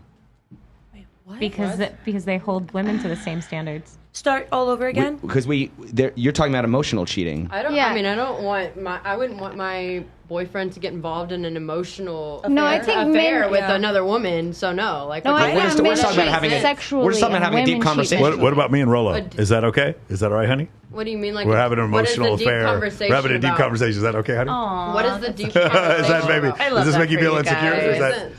Yeah, you're like angling it one way. They can have an intimate conversation about their lives or their marriage, or he can come to me and be like, I have to talk to you about something really, really profound that I don't know what to do as a man. What do I do in marriage? If a male and female were having a deep conversation together and they were connecting, and then the partner of one of the others, doesn't matter, felt a certain way and felt triggered as a result of them having this deep conversation, then that shows insecurity within the partner. If you and your partner aren't having deep conversations, and then he goes and has a deep conversation with another woman. Well, at what point would you consider it to be? Then that would still be insecurity. Where does it cross the line? Why wouldn't they be allowed to have that deep conversation? They should always be allowed to have that deep conversation. That's fine. They can have it, but that just lets me know, okay, I'm going to grab my things and leave because you're not who I want to be with anymore. Just because of they can do whatever they want. What she's saying is if a man is emotionally available to other women, but not her partner, your girlfriend, that's a problem. For sure. You don't need to be with him anymore. They're both? What do you mean? Not available to either. Emotionally unavailable for each other, they probably should just leave. No, like if they're expressing themselves to you, they should definitely but then they meet leave someone because that and they means you get couldn't deep connect. in expressing themselves to them as well. That's fine, as long as it's not like an actual No, they relationship. should or something, definitely that's leave fine. then, because you that can means have they friends can't connect. and you can have I agree. relationships with other people. That's not the problem. I think what you're asking though is if he has a romantic deep connection with someone else, then that would be a problem in a monogamous relationship. Oh yeah, for sure, Yeah. romantic. But I mean like deep conversation. Yeah, so I think we're deep conversation can mean a lot of things, but there's this study where they basically ask this were psychology students. They asked them the survey. They said, would it bother you more if your partner, like you said, had a deep conversation with someone but did not have sex, and that was the caveat, they didn't have sex, or had sex with someone and there was no conversation, no connection whatsoever? And when they asked the question to men, or when they asked the question to women about 60-70% of the women said they were far more bothered with their partner having a deep conversation and connection with someone else, even though they didn't have sex. And for men, it was 97% of men said sex was worse. Fucking sex. For men, sex or penetration. I'm sorry. For men, cheating is penetration. For women, conversation and connection is valuable. I will tell you that a lot of women. that is wrong, What do you mean? because I have been in a relationship with a person that it was not their thought. No, I said, yeah, but my point is sex. So cheating was not sex was not cheating. Yeah. Okay. Or no, sex. Other in stuff was too. intimate conversations were cheating. Yeah. No. Both of them are cheating. They asked them which was worse. For men, sex is we can do a survey right now. If you ask men which is worse, she had a conversation with a dude and they did nothing, or she fucked some guy. 99% of men are going to say fucking because the guy they is worse. value sex more than they value the intimacy that they have with their wife. So men know or that their having girlfriend. sex is cheating, correct? Yes. Men know So that then having why sex is the shit. fuck do they do it? If they know it's worse. Because for the same reason women do it. Because they're looking out for themselves. This is brilliant. Joshua, $10. Ladies, Tom Brady didn't cheat. I don't know who that is. Tom Brady. I'm done with you. Tom Brady Seriously. cheated. Yeah. Okay. Good. That is a great. That's a great point. Tom Brady didn't cheat. Tom Brady brought in a ton of money. Tom Brady spent time with his kids, and Giselle Munchin still left him. Okay, that's the thing. I guess Tom Brady was the fucking problem. All right, I'm going to read some super chats, and then let's get to another video real quick. Siege D, thank you for the super chat. Yo, Sartain, I finally got the evolutionary psychology textbook behind you. I want you to get it to sign it for me when I come to Vegas. Sartain Psychology. I would like to, but let's make sure we get. Why don't we get Dr. Busset to sign that first? Feelings don't care about your facts. That's from Gino, and then also City Boy Farmer. I'm 6'3", 215 pounds, 38 years old, and I own a consulting company in Miami. I DM'd Jessie, and her response was no thanks. See you in MOA, Mike. That's what he said. So hopefully I'll see you soon, City Boy Farmer. Anyway, what are yours? Oh yeah, I got mine. Let's see. Marriage causes divorce. He's one of my regulars. Never be emotionally vulnerable to a woman. Women can't handle the truth. Look what happened to Samson when he was emotionally vulnerable to Delilah.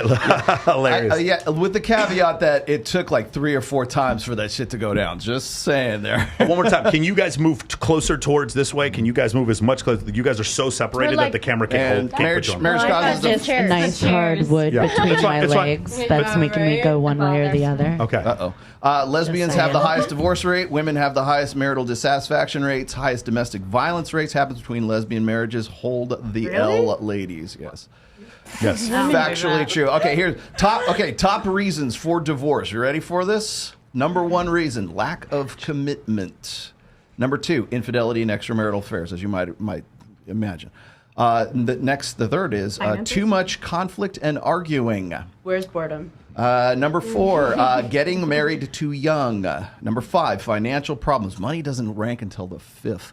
Getting married too young, so like marrying the 19-year-old when you're 45. Yeah, you know, most guys, like Jesse, I'm with you, but most guys aren't trying to marry a 19-year-old. No, Jesse. But that's your guys' excuse for why you chase after the 19. But who's Jesse? I don't know fucking 5 dudes trying to date a 19-year-old. I don't know what you're talking about.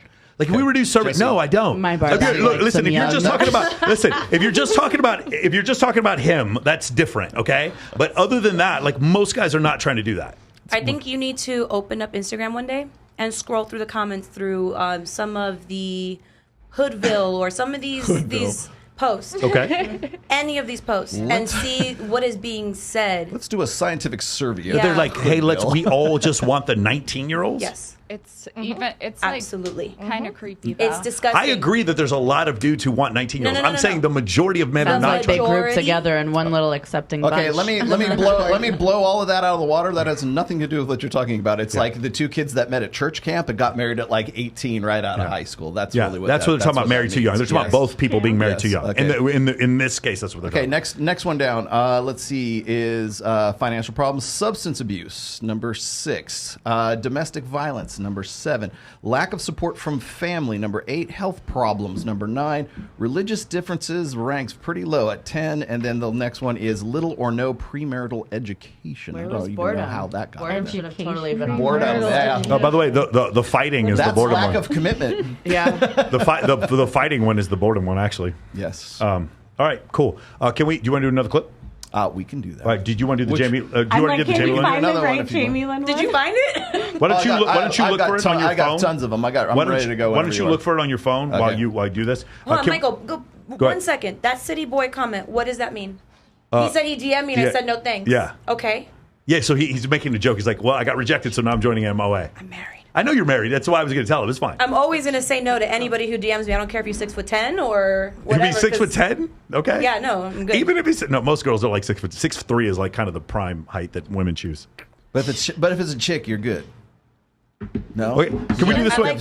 Can you pull up the ick indicator? Let's give a shout out to Homemath. Homemath has been awesome. Homemath is probably David Buss, Dan Bilzerian, and Homemath are probably my three favorite interviews I've ever done. So I had Homemath on twice. Just the video got 150,000 views. Fucking incredible. So we're gonna shout out Homemath here one more time.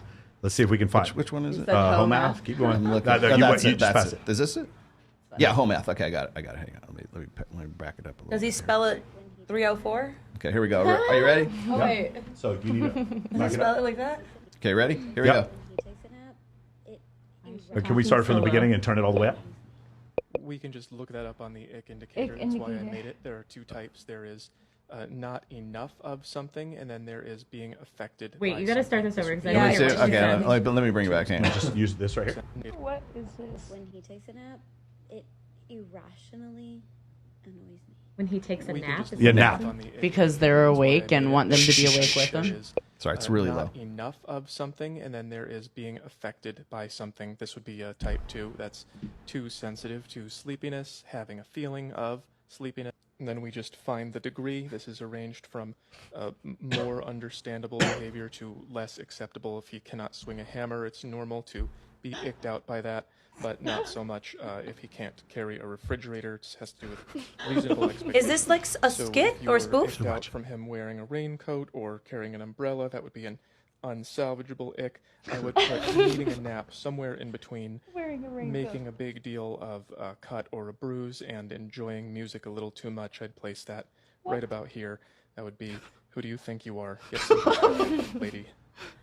Beautiful. All right. So I just want to bring this up. So this is the concept of icks. There are some icks that are legitimate. Like if your dude got like shoved by another dude and ran off and left you in a bar or whatever, that's a legitimate ick. Like ladies, I would recommend, like if I had a daughter, I would say like you need to leave that dude.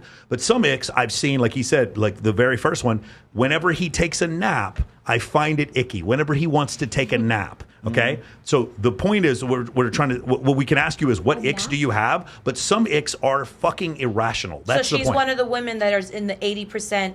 She would still not be happy in a relationship if she had a man that was 80% everything she wanted. I would say there's a pretty high correlation. Yeah. Yeah, so she's one of those girls that you just don't listen to. Like, depending on how many naps you take. A deal breaker is taking naps for this. Yeah, for sure. There was another one. We have another one where a woman's like, when my man's walking down the aisle, he had better be crying because he cares. But if I see him crying, I might think he's a beta bitch. So it's like no matter what, he's shit tested. No matter what, he's wrong. Yeah, no matter what, he's wrong. Anyway, ladies, just curious, what is something that gives you the ick? Actually, I kind of relate to what they said in the video. The nap thing, I can see that as my child's father. Actually, I became to the point where I was like disgusted with him because he was so lazy. Okay. It's mental load. You were bearing just the like mental laying load. around and like my side of the bed would be so clean, and then his side of the bed there's just like trash. Yeah. That's an ick. Okay, that's an ick, right? Okay, cool. What about you, Amber? Don't even ask me what my icks are. There's no man good enough to even to have icks. No.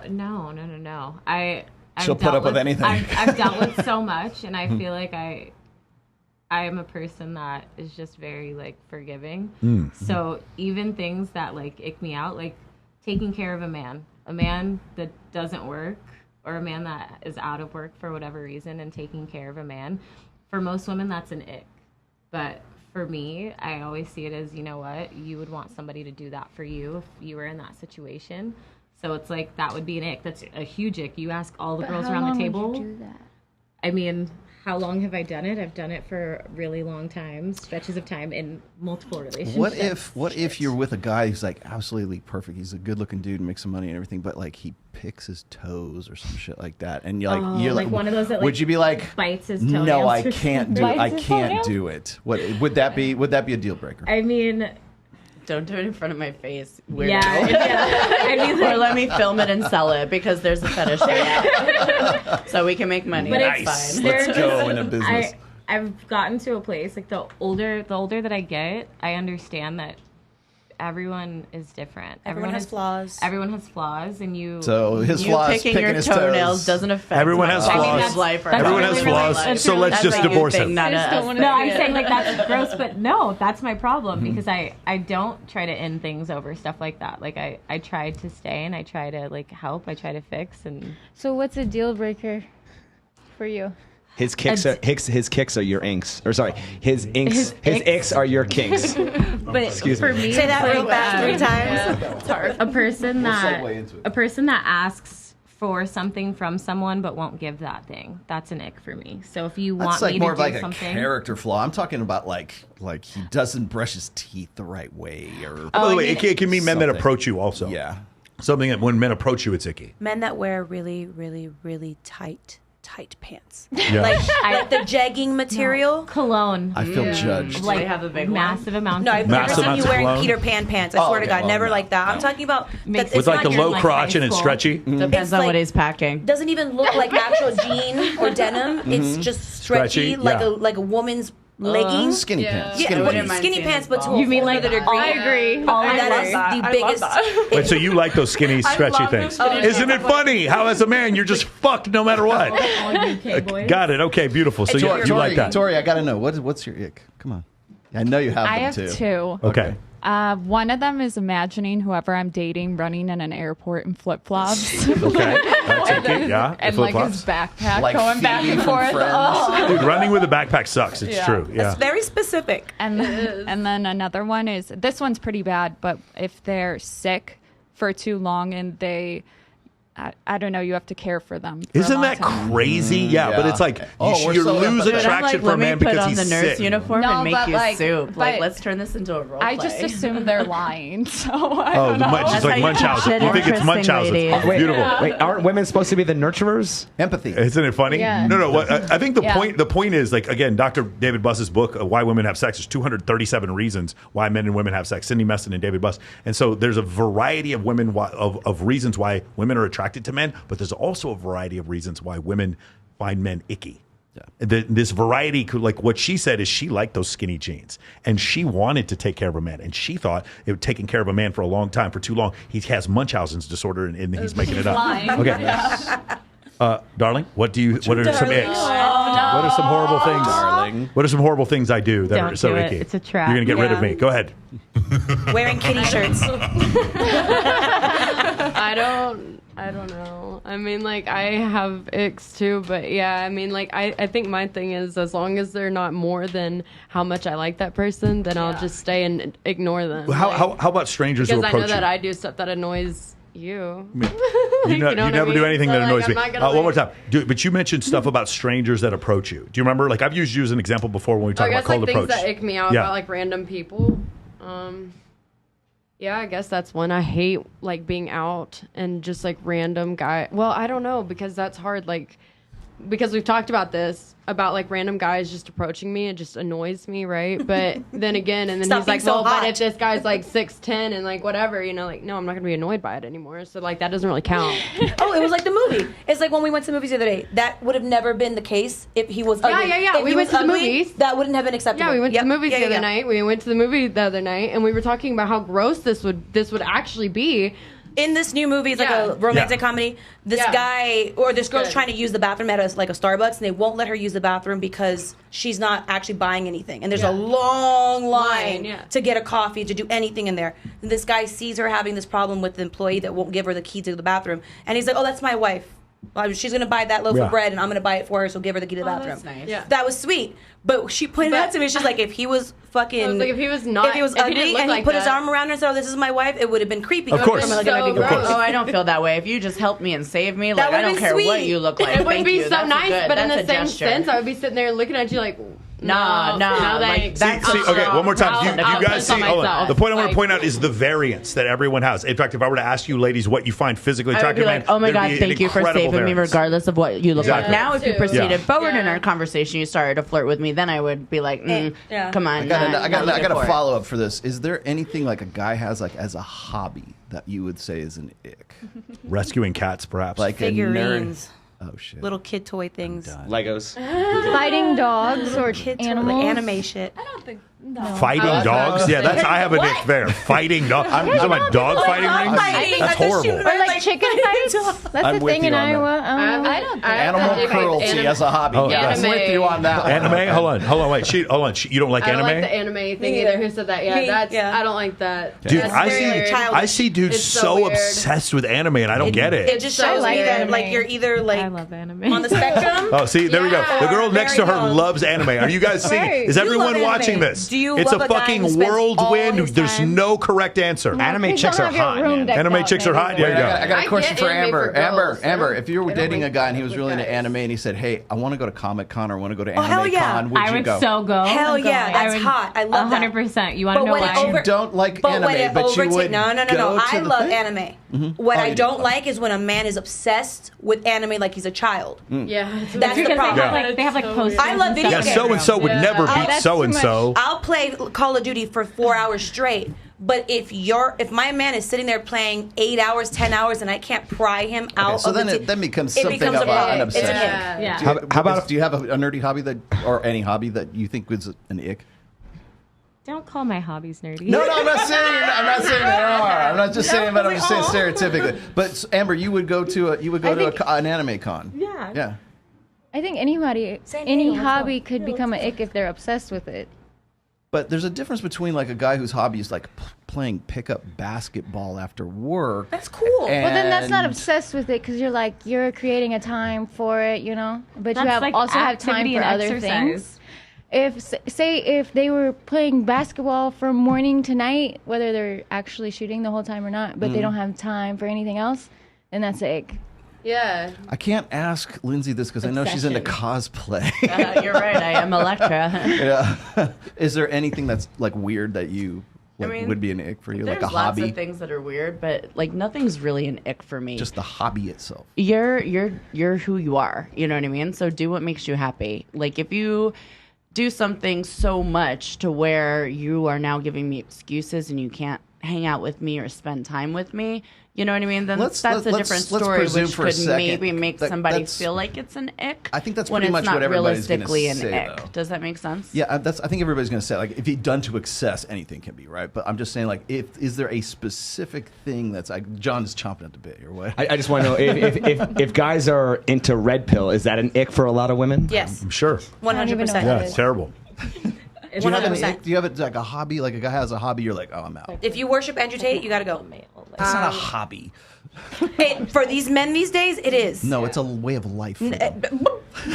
That's worse. Go I'll ahead. tell you Go what, ahead. men Go ahead. wearing colored eye contacts. I don't like that. I don't like that either. That's That- an yes, ick. that's a big one. That actually Hobby. is an ick. Hobbies. Okay, a hobby that I do not like that most men do. Play video games, because why are you sitting there screaming at your TV? Like I think I play that's so video gross. games, so I actually It's like a disassociate Yeah. for them. You know, I there's don't a lot like of that. girls that don't like when their men go to the gym because if for the men, it's mostly an escape. But the women don't like it because why are you taking so much time out of your day and not spending it with me? You know what I mean? So I've faced with those girls before. So like, I think it just kind of depends. I just think it's gross when they're like screaming at their TV. They're like, die, die, die. I'm like, I'm yelling at That's when you just have to leave the room and be like, okay, babe, you have Have you fun ever killing tried your imaginary playing friends. with, I'm going to like, go with your- my girls yeah, to and you brunch just and do some real shit. I played Fortnite. I played Fortnite for a little bit, and I just like I couldn't get behind it. I was like, what is this like? I love That's Fortnite. Jesse, I can see you Not arguing fun with for like me. 15-year-old boys I all play day. video games my like God. every single day. Okay. I have every gaming system, but All right, no Tori. longer I think play. I know what Nintendo you're going to was life say, for but me. go ahead. Give me a hobby. World of Warcraft? I was an undead rogue. That's an ick? What? I don't even know what that is. No, as like a hobby that's kind of like you wouldn't want Oh, your like guy to Pokemon play cards it. kind of thing? Is that what that is? No, it's a game. It's like a computer game. Oh, never mind.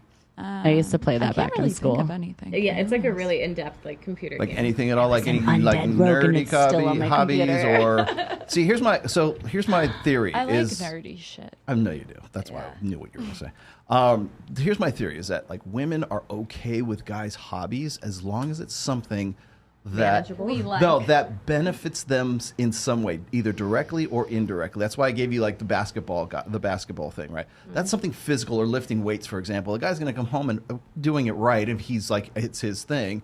He's going to come home in better shape, probably in better spirits or better mood or whatever. Maybe he's going to be more muscular or something like that. But if it's something that is like sort of isolated or insular, like where it's like you have to it's like just him and the hobby, then that's something I think that like women go, oh, that's a nerdy hobby. He's playing Dungeons and Dragons. He's playing anime or whatever it is, and he's really upset. Like that's why I asked, would you go to a comic con or would you go to an anime con, because that's really like what he's into. And would you do that because you're into it, or would you do it because it's like, okay, well he's got this really nerdy hobby, and I have to get into it too because that means if I want to stay with him, I mean, gotta do it's I all wish about I had someone to go to Comic Con with. It's all about being go. supportive. Amber and I will go once we Let's do it. I did the outfit and everything. I'm ready. It's about I'm being ready. supportive. Like I am a huge proponent of just supporting your partner in whatever way, shape, or form that you can. If you love that person, Like, fuck, they could have the nerdiest, weirdest hobbies. They might like to go and What about golf? fucking Would golf be hunt one? water moccasins. How old is this I man? love golf. I've golfed my whole life. And I'm I played also a golf golf since I was caddy. in my 20s. My ex-husband did too. We Like, got, but I think that it's important. we and got to I think watch chick flicks. You know what I mean? We I don't watch chick flicks. I actually like to watch the most fucked up shit. If you guys have ever seen Saltburn, go watch Saltburn. My sister made my family watch it on Christmas. It's a movie. It's a movie. Yeah. Oh, so good. Netflix. Yeah, it's on Netflix. Please go watch it and then find me on Instagram Okay. and message We'll me and message tell you me. about Saltburn. Because Sounds I good. swear Tell to me you, how fucked we up you are. watched it on Permission to jump in the DM. Christmas, yes. Did you have that clip that you have actually it. did I got, want? Yeah, I do. Let's try that again. All right, Let's let me. try the clip. I've got also. Let me get to this super chat real quick. Skyview Photography says, Jesse, I speak for the average man. We sleep with younger girls and save relationships and marriage for more mature women. I'm 43 and my girl is 38. Shout out to Mike and Kylie, and he wanted one of these. There you go.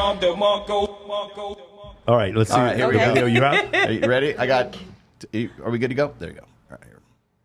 Oops, let me. Sorry, Jess. And they're like, well, she's a narcissist. And it's like, no, that's not the case. Oh, a second. I want to Oh, is this like about Instagram girls? Yeah. Or getting likes, and they're like, well, she's a narcissist. And it's like, no, that's not the case. Well, she likes attention. Well, who doesn't like attention? Everybody likes attention. That doesn't make her a narcissist. Is it a narcissistic trait? Sure. But that doesn't mean that it meets the diagnostic criteria for NPD or a narcissist. Let's use another example. Let's take children. Okay. Do we call children narcissists when they're like, Mom, look at me. Hey, look at me. Look at what I'm doing over here. No, that's a need and a desire for attention, but it's also part of how you build healthy self-esteem. So again, that's why these traits are getting so misdiagnosed, is because people are seeing that and they're labeling it narcissist, and they don't look at it within context of the pattern of the relationship or their relationships with other people. They look at it, they take an isolated incident and they're like, yep, narcissist, you know? So that's just one example of how these things can get really misled. People will see a girl posting a pic on Instagram or getting likes, and they're like, well, she's a... Okay, can I? Yeah, you I may have opine. Please do. So much to say. So The reason so just before you hold that thought, Yeah. the reason I brought this up is because we were talking about narcissism like earlier on in the show today. Yeah. So go ahead. So these are also problems that I have dealt with, but a lot of guys don't understand, especially if they're not in that like scope, if they are not in social media. Like, you gentlemen understand. You understand the algorithm, pleasing the algorithm and doing what it takes. So having a partner that thinks that you posted a picture to get attention, like, these things don't matter. Like, as a person that uses that as like a business platform, that no matter like these comments, these likes, they don't mean anything. I'm just trying to get more visibility on At a no platform. point when you were Build your at no platform. point when you were posting on Instagram did you get any sort of satisfaction or validation from the fact that a lot of people liked you.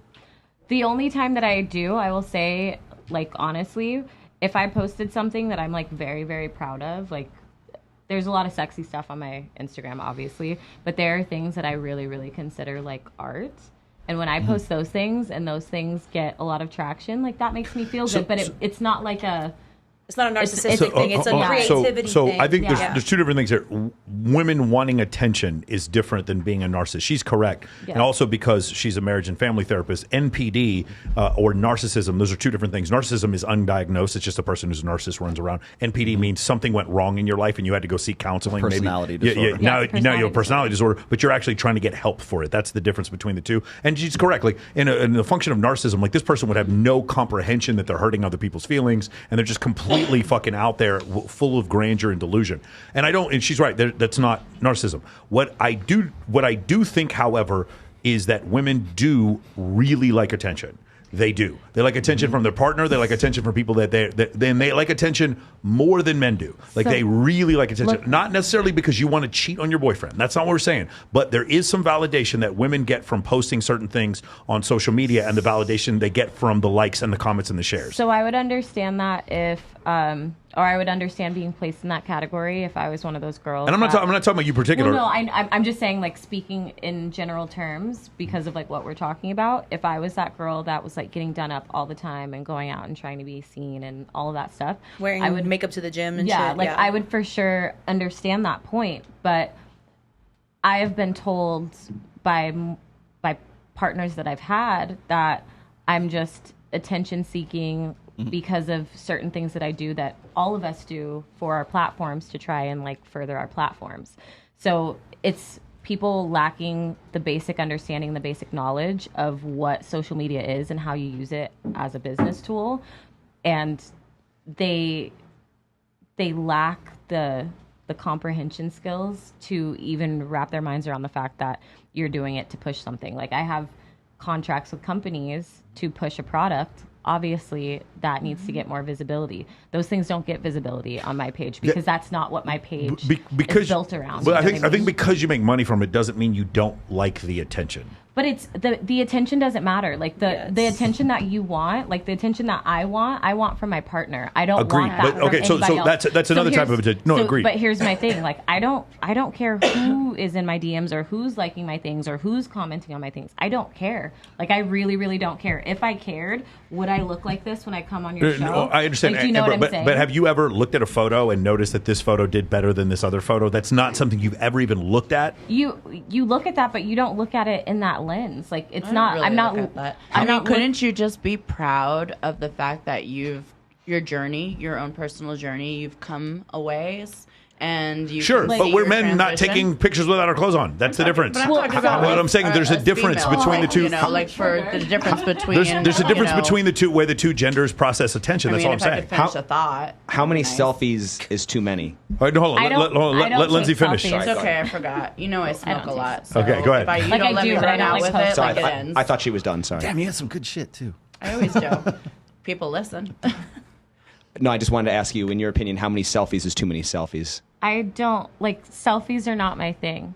Like she posts like professional like photos. I'm like a model. She's pro. But I'm saying like if you saw a girl in the bathroom and she was just taking a million selfies, at some point would you attribute any type of narcissistic traits to that? No, that you want to behavior? know what I would think? I would think that she's trying to look a certain way for a certain person that she's trying to please. She has an idea of an She has image an And idea. from that person, create. she wants attention. That's my point. Yeah, but is she trying to seek attention from one person, or is she trying to? It doesn't matter if it's okay. So here's the way it works. Is like What if she's here's just trying to create an image that she Here's- sees in her head and it has nothing to do with anybody else? Yeah. That's a possibility, but that's not what we're seeing in general. Now, here's the thing. Going back to what you said before, here's their partner that she's in love with. His attention definitely weighs more than any of the likes from the weirdos she gets comments from on Instagram. Mm-hmm. But all of these together mean a lot. Meaning like the 100,000 likes. what is the threshold? There's a threshold to where one means more than the other. There is. I don't agree,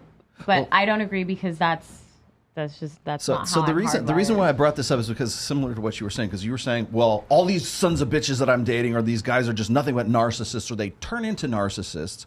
After They I've don't been turn with, into after I narcissists. well, they already were, but They weren't displaying you narcissistic discover tendencies. the narcissism after I don't know 6 After the months mask in. falls off, Exactly. they say. So with that in mind, at what point does attention seeking or attention whatever you want to call it? Where do you cross the line from attention enjoying or seeking, whatever you want to call it, and narcissism? Where's the threshold? Your between behavior those two? towards other people. It's a lack A of liking a photo and wanting someone to acknowledge that was a good photo of Mm-hmm. you or a good whatever creative whatever is completely different than wrecking someone's life. Okay. Than going into a relationship and wrecking someone's life, knowing that you're hurting them because this person's complaining to you that they're where hurt. does the self-love end and the narcissism begin? So the question is why does it have to be between self-love and narcissism for someone that is a model that is using Instagram as like an online portfolio as a business platform? Why does that have to be? I get called a narcissist all the time. By the Well, way, no, just I know, saying. but I'm just saying. I don't really? I don't have nearly as many photos as this guy does. I'm or really videos surprised by that. But because people just hate me, that's why they just want to. It's any. See, that's what I was saying. Is like I think using the term narcissist is as she was saying, very overused. She's It saying is it's very overused. super smart, but I still don't fully understand the term narcissist. So if that's me personally, I'm like, there's got to be a bajillion of other women. and people- No, I don't. No, I've heard you know talk. You're what I sure, mean? it's a delusion or a level of grandeur about your own self-worth to things. Does that make sense? Go ahead. I just think that there's a difference between being vain and being a narcissist. Vanity. Okay. Vanity, And and I'm super vain. Vanity can be a narcissistic trait, but it doesn't make you a narcissist. yeah, like Yes. a narcissist would have to have a pattern of behavior. That's Yes. what Right, it is. which is what I just said. It's Yeah. not about getting likes or attention. It's about what you're doing to the people around Sorry. you. Or that Yeah, you're- we're making two different arguments. I agree with Jamie. I don't think that makes you a narcissist course not. because you're like that. But I do think women want attention more than men do. I do agree with but that has nothing to do with wait. narcissism. If that's true, then why do we make a big fuss about men not getting swiped on?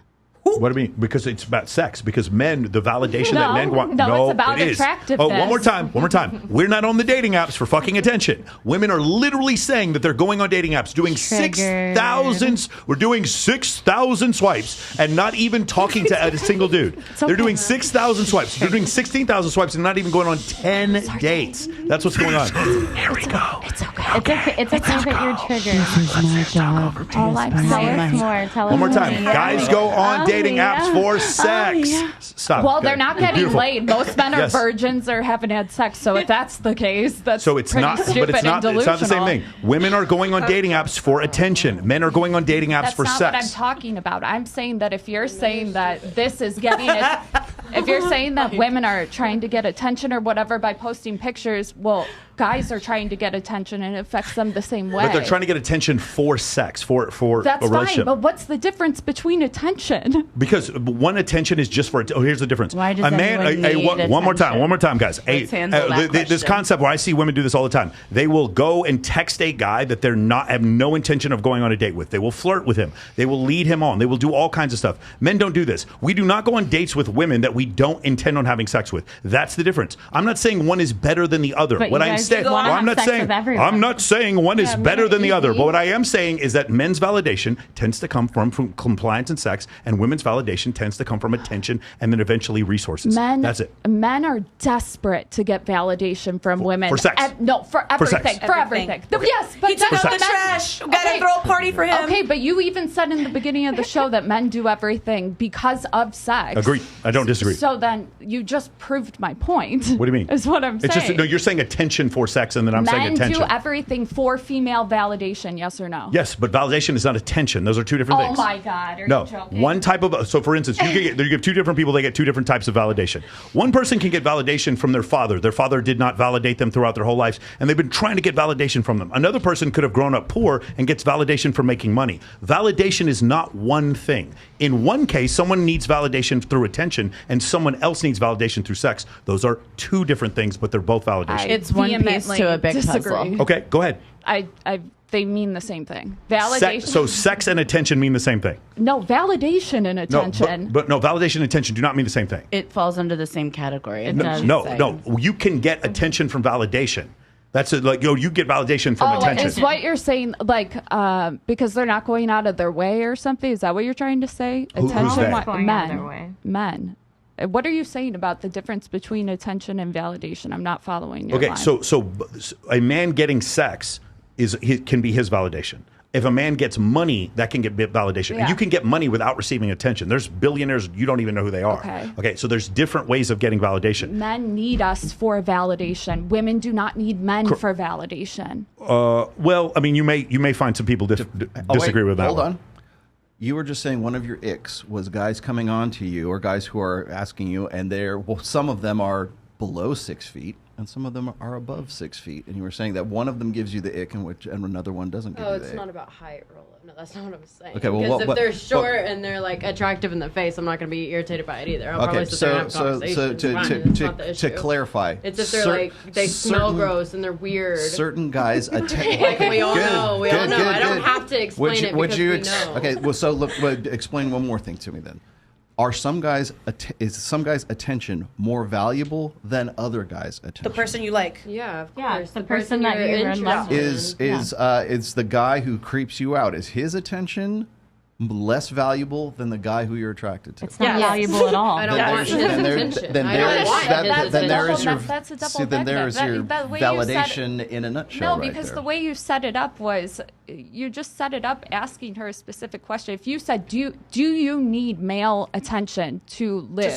To survive. No. But he's qualifying Yeah, we're in talking about different validation. types of. Yeah, we're talking about validation. Do you need male validation to live? Yeah, and men don't need sex to live either. No. That's the point. It's validation is not survival quality. But if that's true, then why do we talk about all the issues with men? What do you mean? Which why does issues? being sexless matter? Well, so there's different levels of need, like Maslow's hierarchy of needs, and then the bottom level we have food, clothing, and shelter. That's what you need to physically survive. So the phenotype can continue to have mitosis, biological survival. So is sex once a you need? once you get above that, there's another need above that, and for the need for women is attention, and the need for men is sex. That's what I'm saying. It's a higher need, but it's not a survival need. Does that make me a man?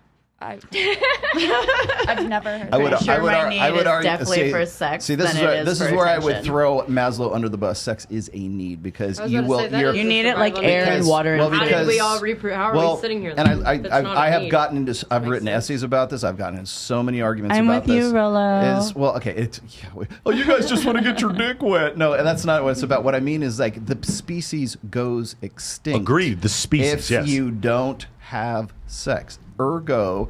Sex is a human need because if it weren't, we would not be here having this conversation. No, totally agree. Right. My point is the individual phenotype does not need sex to survive. Yeah. The species It's not on a like macro level oxygen does. and food and water. But if sex was not a higher biological need for men than it is for women, how would women, as a standard, manipulate men through sex as they do? Yeah, because it's a higher value for guys. But you guys come to us.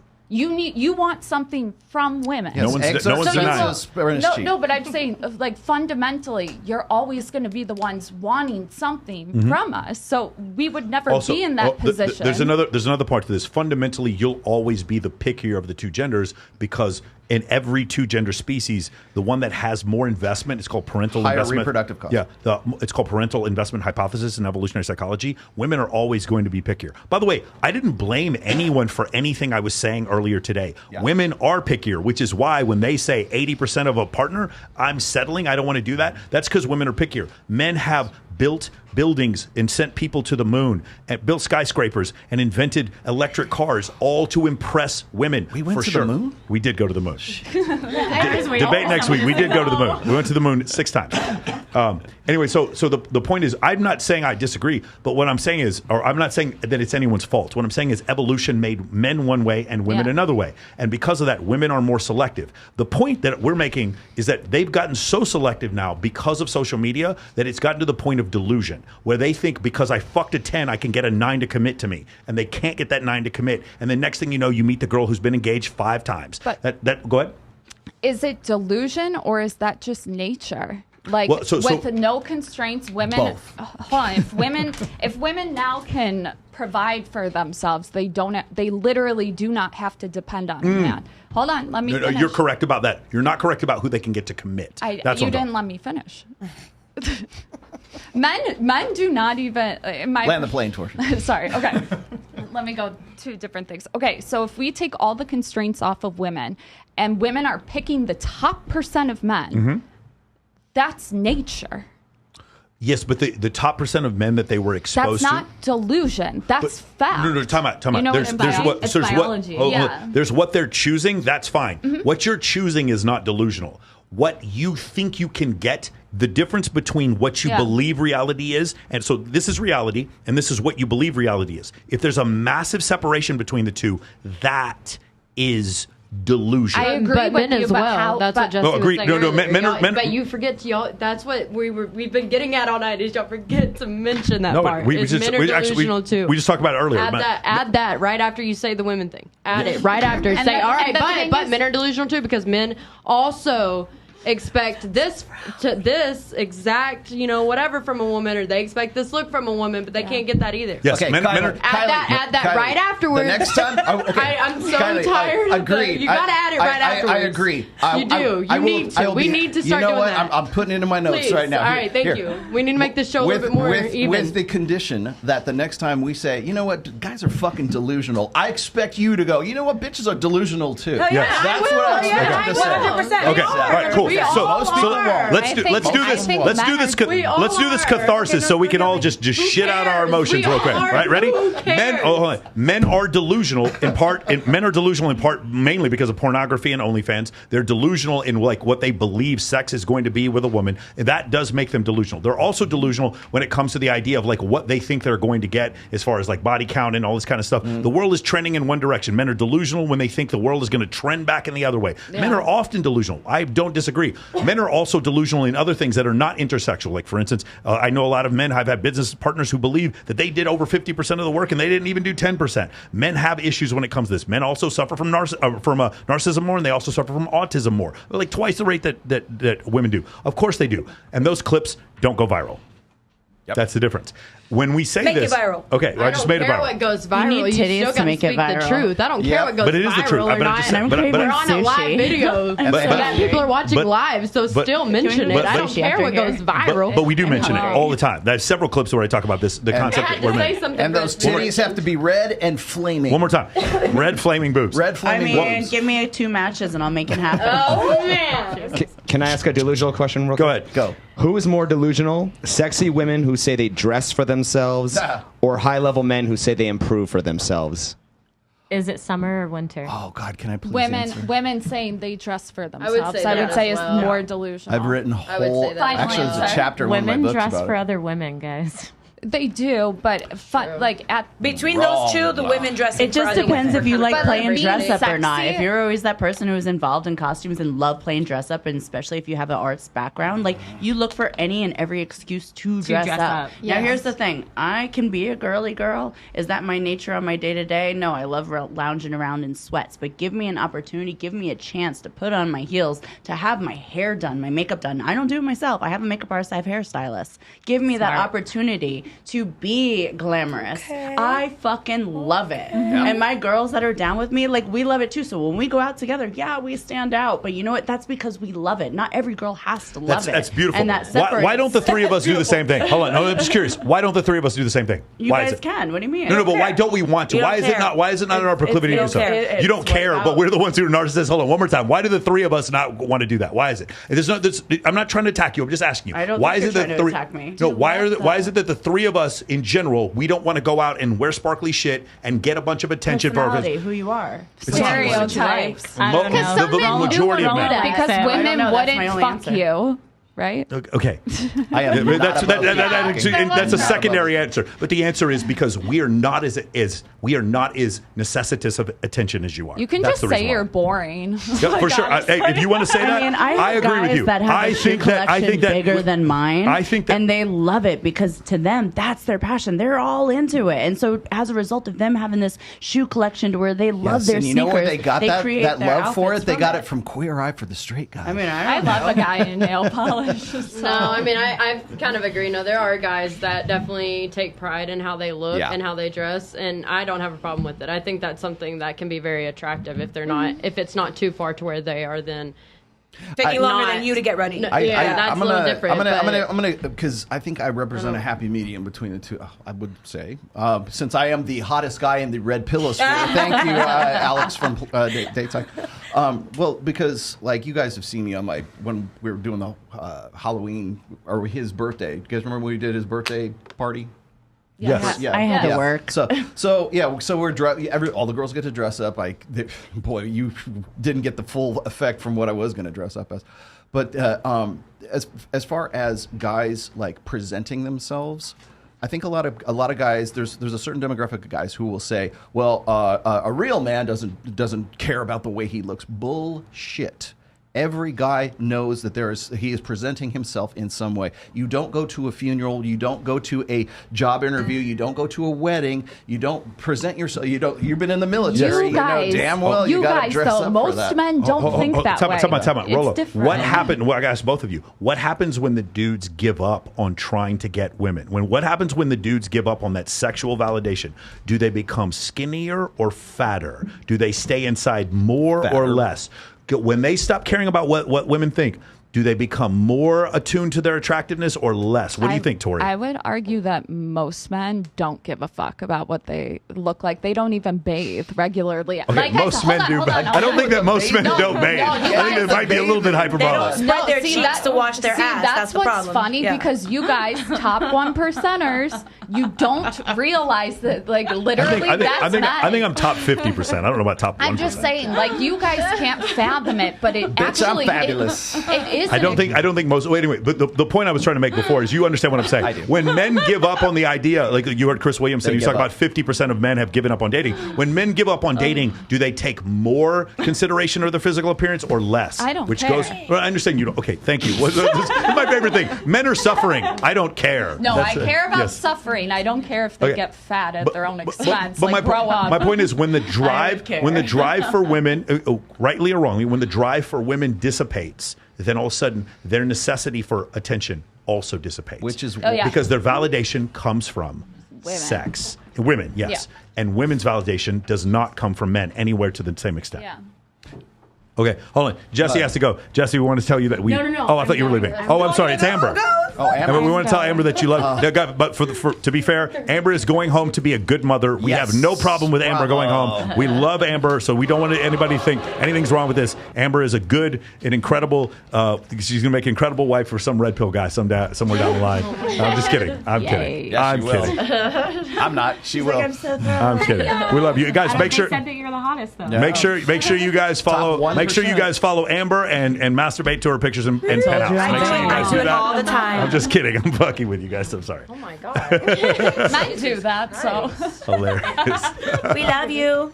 Bye. I love you guys. Bye. It was getting really good, but you know, Mom life. Mom life. That's for sure. Mom life. Good. You're being responsible. That's what they say you're not, but you are. I mean, Awesome. Oh, you know the 304s. Miss Monroe, you want to move up one real quick? Oh yes, The 304s. Talk about Okay, it. so one more time, because she was asking what a 304 is, so we'll let her know. 304 is hoe spelled backwards. Numerically. Yeah. Put it Oh. on the calculator, yeah. Be a hoe. Yeah. There you go. Now, I was going to say, as far as like personal appearance, I mean, there's guys who are just basically style coaches as well. So it's not like guys don't care about their looks. It's just like they don't because they have this mentality that like a real man doesn't care how he looks. He just goes in there and wears jeans or Dockers or whatever, and gets a hard day's work done, and that's all he really needs to do. There's a really great book. It's by an author named Tanner Guzzi, and it's called The Appearance of Power. And it is all about the dynamics of men. How many of those men presenting enjoy themselves. playing dress up? Well, depends on what it is that they like to do. You already know that I like playing dress up as far as like costumes and stuff, or something like going to Comic Cons or like cosplay or whatever that kind of stuff. I think you mean different kind of dress ups. I think you mean dress ups that like lead to like some furry pegging. Yeah, exactly. We're not, It doesn't matter what it don't leads look up- to. The do fact not is they look up have to Yiffy. enjoy dressing up. What is it? Don't look up the. God damn. Sorry, I have This to is a know. whole nother Yes, podcast. do not Google Yiffy. What? Stop. Hey, you know what? Hey, let's spell it? do not do it. Let's do this real quick because we were talking about men being delusional. So I even have a clip rolled up about men being delusional. Can Okay, you which one? pull up the very first clip? This one? That's the one That's with us? my man Okay. Bismarck. All right, Can we go ahead and pull Bismarck. that up on the screen there? Are you ready and then to go go? ahead and make sure Oh you're God, this unmuted. man. Jesus Christ. Am I unmuted? No, it's pushing us up. There you go. Okay, we're ready to go. And let me see. Here we go. Good to go. Being ugly is a choice, and here's why. Most men are not ugly. They just put little to no effort into their appearance or image, but expect the most results. I got guys who try to argue with me that dressing well as a man is doing too much. Got guys who argue with me that being groomed up is doing too much. I can look at a guy that claims he's ugly, and I can point out 5 different things on every single guy watching on how he can improve his looks. You're not ugly. You're just not putting in effort. There are plenty of things things that you can do to improve how you look. If you put in the effort to be a better looking man, to stop being lazy, you're going to start getting the results you want. If you don't, you're going to stay the same. You're going to keep complaining. You're going to keep being picked last. I love how you use the one clip that he's ever had where he said something that actually sounded intelligent. What's that? Really? The one clip that I've ever seen of this motherfucker. The only clip that's ever had when that do you see Bismarck? I'm curious. Like, why do you see? I'm curious why you would see clips of it. Is my your friend Will. I think maybe your husband. No. My friend Will does like videos talking against what the Red Pill podcast say, and he watches the clips and then tells you his opinion on it. And this is almost every single video. This man shows up saying some absolutely ridiculous, what do you think? delusional. Like, what he just said makes sense. Before we besmirch my friend Bismarck, real quick, what is you do agree with what he said there though? Men could do a lot more. Isolated clip. I bet you I could find you 20 clips you agree with him on. I bet I could too. I bet you I found 50 clips you agree with him I on. also see clips where I hear Andrew Tate say absolutely ridiculous things, and then I hear him say things like, treat a woman well, marry her, one woman's better than 100 women, and then in another clip he'll say, just rotate girls. None of it ever stays consistent. It doesn't matter if I like this clip as a whole, what he's about. It's okay, all but you do agree with this. We were talking about men being victims here, and so this is a concept. You were saying men being delusional. Victims. Yeah, men being delusional, men being victims. Yes. Same thing. Men being victims and men being delusional. Yeah. One of the things is I have to deal with, because of my company, I have to deal with male objections and male limiting self-beliefs. And one of the main ones that I have to deal with is for men is that I'm not good looking enough. And a lot of these guys aren't good looking, but the thing is, not only can they do things to what we call looks max, but also women do not care as much about a man's looks as men care about a woman's looks. Right. And so you agree with that. Right, 100%. And it goes over several things. You saw how that first picture of him with the weird haircut and then how he looked later. He's completely changed the way he looked. Do you agree with this also? Look at most women's baby daddies. They're ugly. Okay. They're ugly. Okay, They're ugly. Lindsay, have you seen a man level up before? I care about looks, but yes, I have seen men. Yes, you think they can. What do you think? What do you think? Well, I was going to say a lot of things that women hold against men are things that they can't change. They can't change their height. They can't change the size of their penis. They can't change if they're balding. I mean, maybe they can get. Yes, you can. Yes, you can. If women can get nose jobs and breast implants and lip injections, and they can fix those things, a man can get his anything.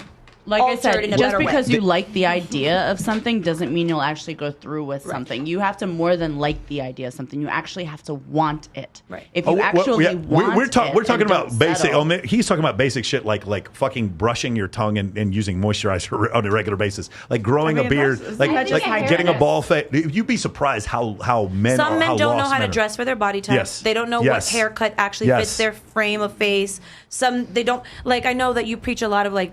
Tell the MOA guys to wear a simple shirt, jeans, and shoes. No, wear shit that fits them. I don't care what they wear. I don't care what colors they wear. Just I know wear shit that fits them. there's been like oh, and when you're really rich, you shave time off your day by just wearing a plain black shirt and some jeans and whatever. That works for the billionaires. You're not a billionaire. You don't have to dress like that. You can put style and effort into your looks. And a lot of times, guys feel like it's too gay if they do things for themselves like moisturizer or like conditioning their eyebrows or getting their eyebrows waxed. Listen, when you have a full-on unibrow and your hair looks like what's that thing that comes out of the trash can from Sesame Street? Oscar the Grouch. When you look like that and you could be not looking like that, you're choosing because you're like, oh, it's gay if I get my eyebrows waxed or threaded or plucked. Like you just see. I don't think that they necessarily think it's like gay. I think they don't see the point. Like I'm ugly, and what's the point of me doing that? You can be less ugly. Well, because I have you can be less ugly because I have so many things like that are wrong with me that just plucking my eyebrows is not going to amp me up like 1%. Getting a spray tan gets me out of depression. Yes, so I feel like more it men gets need to me do out of it. depression too. That's what I'm saying. Well, I Change feel so like much. men might not go to that point because they've never seen themselves looking better. So Right. they Yeah. just feel like it's not a possibility. And I agree with you. I'm just saying the mentality, though, is why should I bother? Because it doesn't matter what I look like. I'm 5'5". See, I'm vain, and you guys know that I'm vain. But here's the thing: I spend thousands of dollars and into my face, my body, and hours and hours of my time, and my time is my most valuable currency. So I do this so I can look amazing naked, and that's what I want for myself. So here's the thing: I told you I'm vain. So if I'm looking for a partner, I want somebody who cares enough about themselves to be the best version of themselves to them as well. And if you feel like the best version of yourself is to be a slob, well, then that's your train of Then you thought. get a slot. That's who John, you are. John, You know, that doesn't mean it matches up with me and what I'm searching for. Would you turn down Jason Momoa if he wasn't showered or shaved? Yes. Yes. That's disgusting. That's just absolutely disgusting. I don't know. Are we having sex for 72 hours How do and you we're all fucking explain, nasty? like, Then no. You know, like the come on. stuff that's like hormonal, like women don't want to sleep with guys that show any Stop kind the of cap. infection or something. Say it again. That Like- don't want to sleep with guys to do Like what? women evolved to seek out men that don't signify illness and shit, and things like not showering, scent. Women have more of a sense. Or I think there's a cultural I couldn't be with normalcy a guy and if he smelled. there's a little bit of normalcy. Like I think a man coming back from the gym and like, but he still showers on a daily basis. She might like his smell a little bit more, but I think for the most part, There's a fetish for that. yeah, for sure. Or there's like a rut with the lumber sexual. These guys who look like lumberjacks that women find attractive or whatever. Like I'm sure I find that attractive. I'm sure there's Come chop wood for there's, me, there's baby. something to that. Let But me like see I think how smelling strong your bad log is cutting is. smelling bad is just smelling bad. I think it would be harder to find things you aren't attracted to. Rollo, you said that guys don't see the point because if they feel like they're ugly, they're already ugly. Well, the looks maxers do Let's say anyways. that you improved or tweaked something and got 10% better looking just by agree. Yes. doing something different with your hair dress. Yeah. That extra 10% is an extra 10% of Right. women Population. Pushes who you up might that find much you more. attractive. True. So it does matter, and it should be All taken it into takes consideration. is one thing. Just do one thing, Yeah. and that one thing leads to something else, build and it then up and build something it up and else, build and it the up. So next thing you know, you have you're a a whole whole new different person. plan. Like as a You know? But you have to we were want talking it. before about male delusion. As a performance coach, he's the same way. All we deal with is male delusion. When men come to us, they are always filled with beliefs that aren't true. I had a guy come to me the other day. He's 32 years old. He's like, life has passed me by. I was trying to date a woman, but I think I'm too old to date now. 32 fucking years old. Bro, it's just crazy, these beliefs that some of these men have. And so I'm constantly dealing with male delusion, and that's one of the reasons why I have to deal with these limiting and so beliefs. when we just you even saying that, like, there's so many people who are like critics of the red pill. They go, oh, they never talk about this stuff. Bullshit. We talk about All the this time. stuff constantly. All the time. But when we talk about it, we talk about way men can improve. Constantly. And when we talk about men improving, you want to know what happens? It doesn't go viral. That's the difference. Because they don't do anything to change it, or because No, it's just nobody. not- Just the internet in general wants because conflict. they don't want to be They held want blood. accountable to have to change anything. No, it's because we're talking about the internet. The internet in general wants conflict and They chaos, want and those guys, and this They're is such drama queens. this is why and they call us the drama. and this is why you hate them so much. And I understand. I can definitely love give you them. is they don't care about self improvement. They don't care about like being better. They don't care about trying to play the game better. They want the game to change for them rather than them being better. So let's go players to of it. Colombia. Exactly. And so what happens is that it's like giving up. I understand that part, but the thing is that the reason why they're doing this is because they would rather see a woman get held accountable. That's the buzzword for it. But really what it is it's comeuppance. They want to live vicariously through somebody who's going like, oh, you guys aren't hard enough on these bitches on Access Vegas. That's why I don't want you. Unsub. Like, okay, fine. Don't fucking watch the show. But you're still got to go home and jerk off to whatever you've been jerking in the next window over. You got to go do whatever you're going to do. But the fact of the matter is that they would rather see that. You know what goes viral? He was saying this self-improvement does not go as viral as a stoicism video where the guy looks like some, rock solid Greco-Roman Zeus walking away from some bitch who's like crying like here. Like they love that walk away. So that Rollo, what does that say about men? Well, it's Isn't that about kind of narcissistic that you love to see? It says emotional. It's no. What it says is yes, but it also implies a hopelessness because what difference does it make if I pluck my fucking eyebrows because I can't? I would rather. It's easier, lower investment to get a better reward to have somebody vicariously say, "Oh, bet you ain't nothing but tricks and hoes." Like that to them sounds like a better high or a better dopamine hit or an endorphin rush than it does to say, you know what, we should really get our fucking asses in the gym and do TRT, right? That requires work. I'm going to ask you guys, have you guys ever seen a guy who was physically unattractive to you and then later on became physically attractive to you? Has that ever happened? 100%. Yeah, it's happened. 100%. Zoe, has Every ever day. happened to you? Or you just see them and they're ready-made. You just get the pie out of it and it's whatever. Yeah, you get the pie off out of the fucking Speaking oven. as the hottest guy in the red pill sphere, let me tell you a thing or two about it. So I have a question for Tori. Are women's dating standards too high or are men just lazy?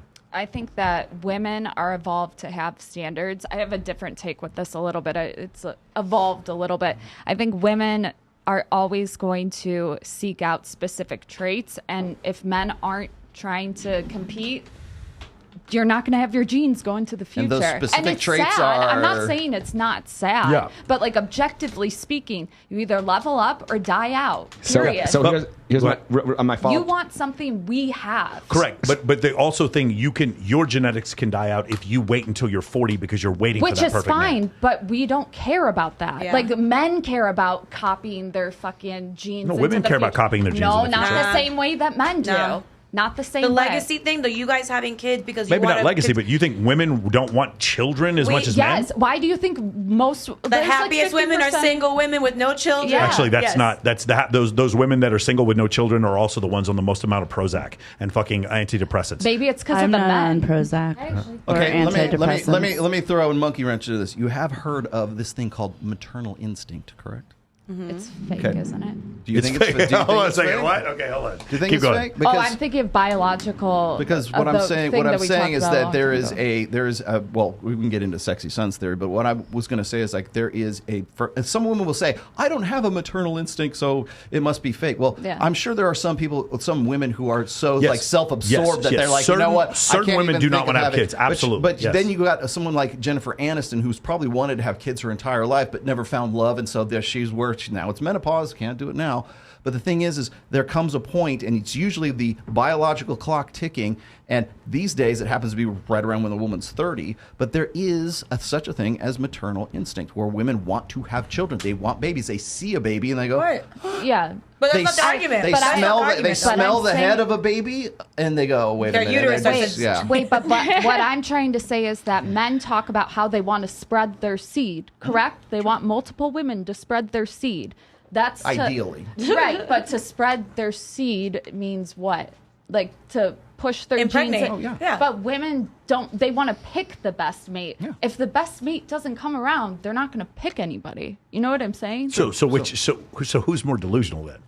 Why is that delusion? I'm talking like at a basic biology level. Hypergamy versus monogamy, basically. I would rather stay single than end up with a beta or whatever. For sure. And Yeah. I understand that. But that's not delusional. What's delusional is thinking as you get older, you're holding out for the alpha that you didn't get before. Oh, yeah. Yeah. That's delusional. You better run what through if- them to find what you but- want then. But That's what all I if gotta women say. know their Power in numbers. standards, let's say, and they know that men aren't really going to meet them? Maybe she met one guy that will. It's like, No, what I think the delusion comes is they have sex with men that are in the class that they want to settle down with and believe that they can get those men to settle down with them, and they can't. right, I agree with you. That's where the delusion is. But That's- that just doesn't play out in like the stats. Like I see that in my life, and I'm sure you do, Yeah, like in the constantly. party scene and stuff. But I don't know if that's at large. that where women think that they can get someone better to settle. Yeah, 80%. They said 80% of what I wanted wasn't good enough, and I'm settling. Yeah, I think they do. But would you say that, like, when you No, look at married couples? by the way, would you say- reality. If you guys talk to couples that have been together for 80 years, they won't say that my partner's 100% of what I wanted. Realistically, 80% is actually really fucking good. So for women to say I'm settling for 80%, that is not in congruence with reality. That's my point. But I didn't say like I didn't put a number on anything. I'm just saying in general. I agree with you. If somebody was like, I need 100%, Yes. like you're insane. Yes. Like I agree. But I'm just saying that I think that men, from a biological whatever standpoint, they want to copy their genes into the future. I don't think that's the same for Are women. you saying the instinct is different? I mean, maybe. Yeah. I mean, that's something we could debate. But the thing I was saying is like, so the evolutionary lens. So women wanting to choose the best, find the best partner that they can to protect them and their child, right? You're saying that. My point is that evolutionary lens that women have, that evolutionary algorithm, that evolutionary the hypergamy algorithm, well, that thing, because there's an evolutionary mismatch where women still have the same desire for a higher mate. It's just because of the internet, their exposure to higher status mates is now infinite. Paradox of choice. And it For sure. disassociates them from reality. They start to believe that I see this so often where they start to look, they see these men and then they look at their partner as wanting. That happens so much more frequently now. The difference is, do men do the same thing? They do the same thing with porn. They do the same thing with OnlyFans. The difference is they don't leave their partner. That's the difference. But they just cheat. But they cheat. Exactly. But not to the same extent. Not women leaving a relationship, it far exceeds men cheating. It's not even close. It's not even. It's by a factor of 10. It's not even close. Every time that someone says anything about cheating, they're like, instead of just cheating, just leave. So if women are doing that and they're leaving rather than cheating or doing something else, isn't that the more respectful way? Rather than staying in the relationship, I don't disagree. rather But than staying in the relationship that doesn't suit them with someone who refuses to change or be better. But he just talked about it. It wasn't the number one reason why people were breaking up. Yes, it was. It was lack of commitment. Cheating with infidelity was Oh, down the right. list. Second one down. Was down the list. That was the first thing. The second thing is most men don't cheat. They just don't. But the problem is you guys don't see. You guys do not see Most the guy. men can't Most men But can't cheat. married men can because they're picked, right? Sort of. I mean, if they lose their physical attractiveness, no, maybe they can't cheat either. But what if they're just poor? You can still be poor and married. You can still be unattractive and married. Yeah. You can still be heavily autistic and married. I don't think that necessarily makes a difference. That's the thing. Like the things that make men unattractive still account for unattractive men. Isn't pre-selection the number one thing?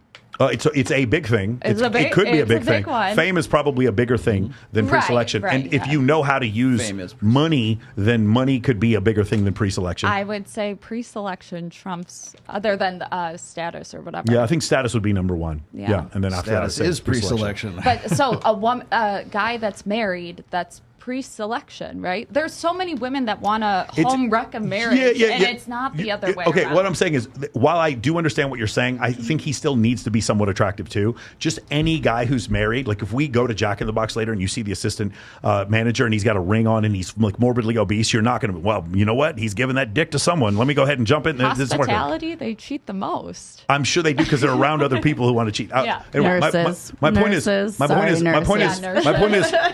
when women want to cheat, when women want to cheat, sex manifests. When men want to cheat, most of the time, there's no one there to cheat with them. That's the point we're making. Sure. So because they don't actually get to act on it, they're, you know what? Can I say something that bothers me that I just thought about? And I always forget. you know when that like a lot of guys in the space will be like, if the girl finds out you cheat, she says, "Do you love her?" I disagree. I think women ask, "Did you fuck her first?" You know what I mean? Just in the survey they did, they found that women more often ask, there was "Do you a love her?" survey on that? That's what. Yeah. There's a survey on everything. I didn't know there was Yeah. no. I just heard guys say like the first question that a woman asks the guy when he cheats is, "Do you love her?" And the first question, like He in asked her reverse, if he fucked her. Yeah, no. Women are asking, "Did you fuck her?" Period. I don't think they're asking. Love comes I after. don't know. I've been cheated on, and that's what I ask first. Which one? Did you fuck? Because no, the When whole you love first find out emotion thing. Because if I find out, like, if a man is cheating on me and he's having sex with another woman, I feel like the relationship could be fixed. There's obviously a problem, but if he's cheating emotionally and he's in love with another woman, it can't be fixed. But how did you know that he cheated? Like, how do you know how far he went? Like, that's what I'm saying. It's like the first question that somebody asks is, "Did you have sex?" It's not, "Did you love her right away?" Or did you hang out with her? I wouldn't ask. Did you I mean, hang out with her? That means obviously, it's if he's cheating. cheating, Yeah. he's sex. I mean, obviously, the sex is going on. So, I mean, that's not my there's first a reason question. why we split hairs with like infidelity for guys. Are you having an emotional affair with her? Like no sex has occurred, but it still feel that you still have the jealousy trigger that happens as a result of that possessiveness. Because for women, it is a capital loss because women, of course, have a higher reproductive investment when it comes to the relationship. So that's usually like, did you fuck? Okay, well, we've determined, have you fucked or are you just like talking to her on Facebook or whatever it is, right? Are you having an emotional affair or are you having like a physical affair with this person? There's a qualifiable difference between those two because usually the guys who can actually do that, they're higher up on the, the higher value men, not high value, but higher value guys. Completely down at the bottom and don't well, have they self-love. could, but see, here's the thing: is that the reason why that's a thing in the first place is because women, when it comes to relationships, it is getting out of that relationship and putting themselves back into the sexual marketplace is a whole lot bigger a deal for women than it is for guys. So then women leaving marriages. Well, it's because, and again, that's why when women do leave marriages, it's usually between the average duration of a marriage before it gets to divorce is anywhere between 5 and 9 years, usually 7. That's why they call it the 7-year-ish, right? So usually, and there's a reason for that because right around that. So what's the average age of first marriage for women today? 30. Right now. So if that woman is 37, she's not this side of 40 and she's still hot enough where she can hire a personal trainer, get out of that marriage and find a guy who is the best she could do as a result of that. And so what happens is the capital loss, like if you, like for instance, like but what's wrong with that? I'm not saying there's anything wrong with that. I'm just saying here's the mechanics of that. So the mechanics are this: is that for when women get jealous over infidelity, it's usually because it's at a loss of capital for them. Because the older you get, the less marketable you are in the sexual marketplace. Oh yeah, like he trades you in for. No way, man! My blowjobs are unmatched. Oh, so we can't see you anymore. You're so far over there. Move this way. Move this way. I can't even see you on camera. No, you're an exception. But that's why you get That's why you get archetypes like the trophy wife, right? Or that's why women are scared shitless that they don't want to submit to a husband or anything. Because if there's this thing, then they're asked out when that. They're worried about him cheating. Will always be like, if you don't settle down, you're going to die alone. But I'm seeing women divorce these men. I feel like they're dying alone if they stay with the guy. Like that you're in a relationship. I see what you're saying. Yeah, if it's a bad relationship, for sure. The thing is, there's another thing. It was it's in not evolution. a bad relationship. It's a bad investment of your sexual capital in that guy because it could be better spent on another dude. It's always our I don't know why you keep saying no one's attributing fault. We're talking about evolution. In evolution of desire. Wrong. In evolution of desire, in the book, the evolution of desire. One of the things they talk about, Rollo. No, do you remember? you and I and her. We all see that on social media, and we all understand what's being said. They don't witness it. They don't see it. They don't live it. So when we get blamed or we get told you guys are hoes, you should have picked better. You got 2 baby daddies. Now we have to take care of your kids from previous relationships. Like, why are we not talking about the fact that he's a piece of shit too? Right, and they don't live that life. They don't see it. They hear statistics. They read off stuff off the internet. Oh well, this study they don't understand it. But then why should women care about men's feelings? Like honestly, if they can't even take They don't. That's the point. Well, back to the beginning of the show. They don't care at all. Right. But they're saying that women are evil. No, again, you one more time. You have to stop saying like Rollo and I have never said that shit. But you're saying that you see women going out and dating these guys or whatever. You're saying that in your experience. Why is it bad when I say it? What do you mean bad? What do you mean? What if I say that was bad? When I'm saying that I see this, you're telling me no. You said like you don't believe me. Which thing? Which thing are we talking about? Be specific. Specifically? Yeah, which thing am I saying that isn't real? Don't gaslight me. I'm not. I just don't understand.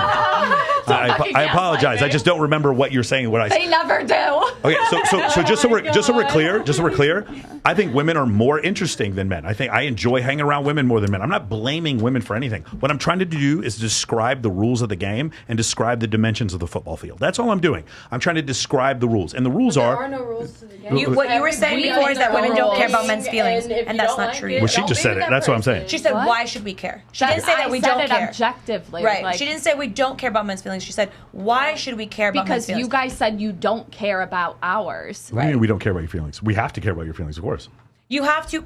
Never mind. You guys have to pretend to care about our feelings so you can get the sex and the things that you want. You don't literally care about our feelings because if you did care about our feelings, the self-help and the healing and all the stuff that you do that bothers us, that we come to you and tell you bother us, you would actually change them. You wouldn't keep doing them. Which one? Self-help? What are you talking about? This is like. I feel like I'm like talking in a circle.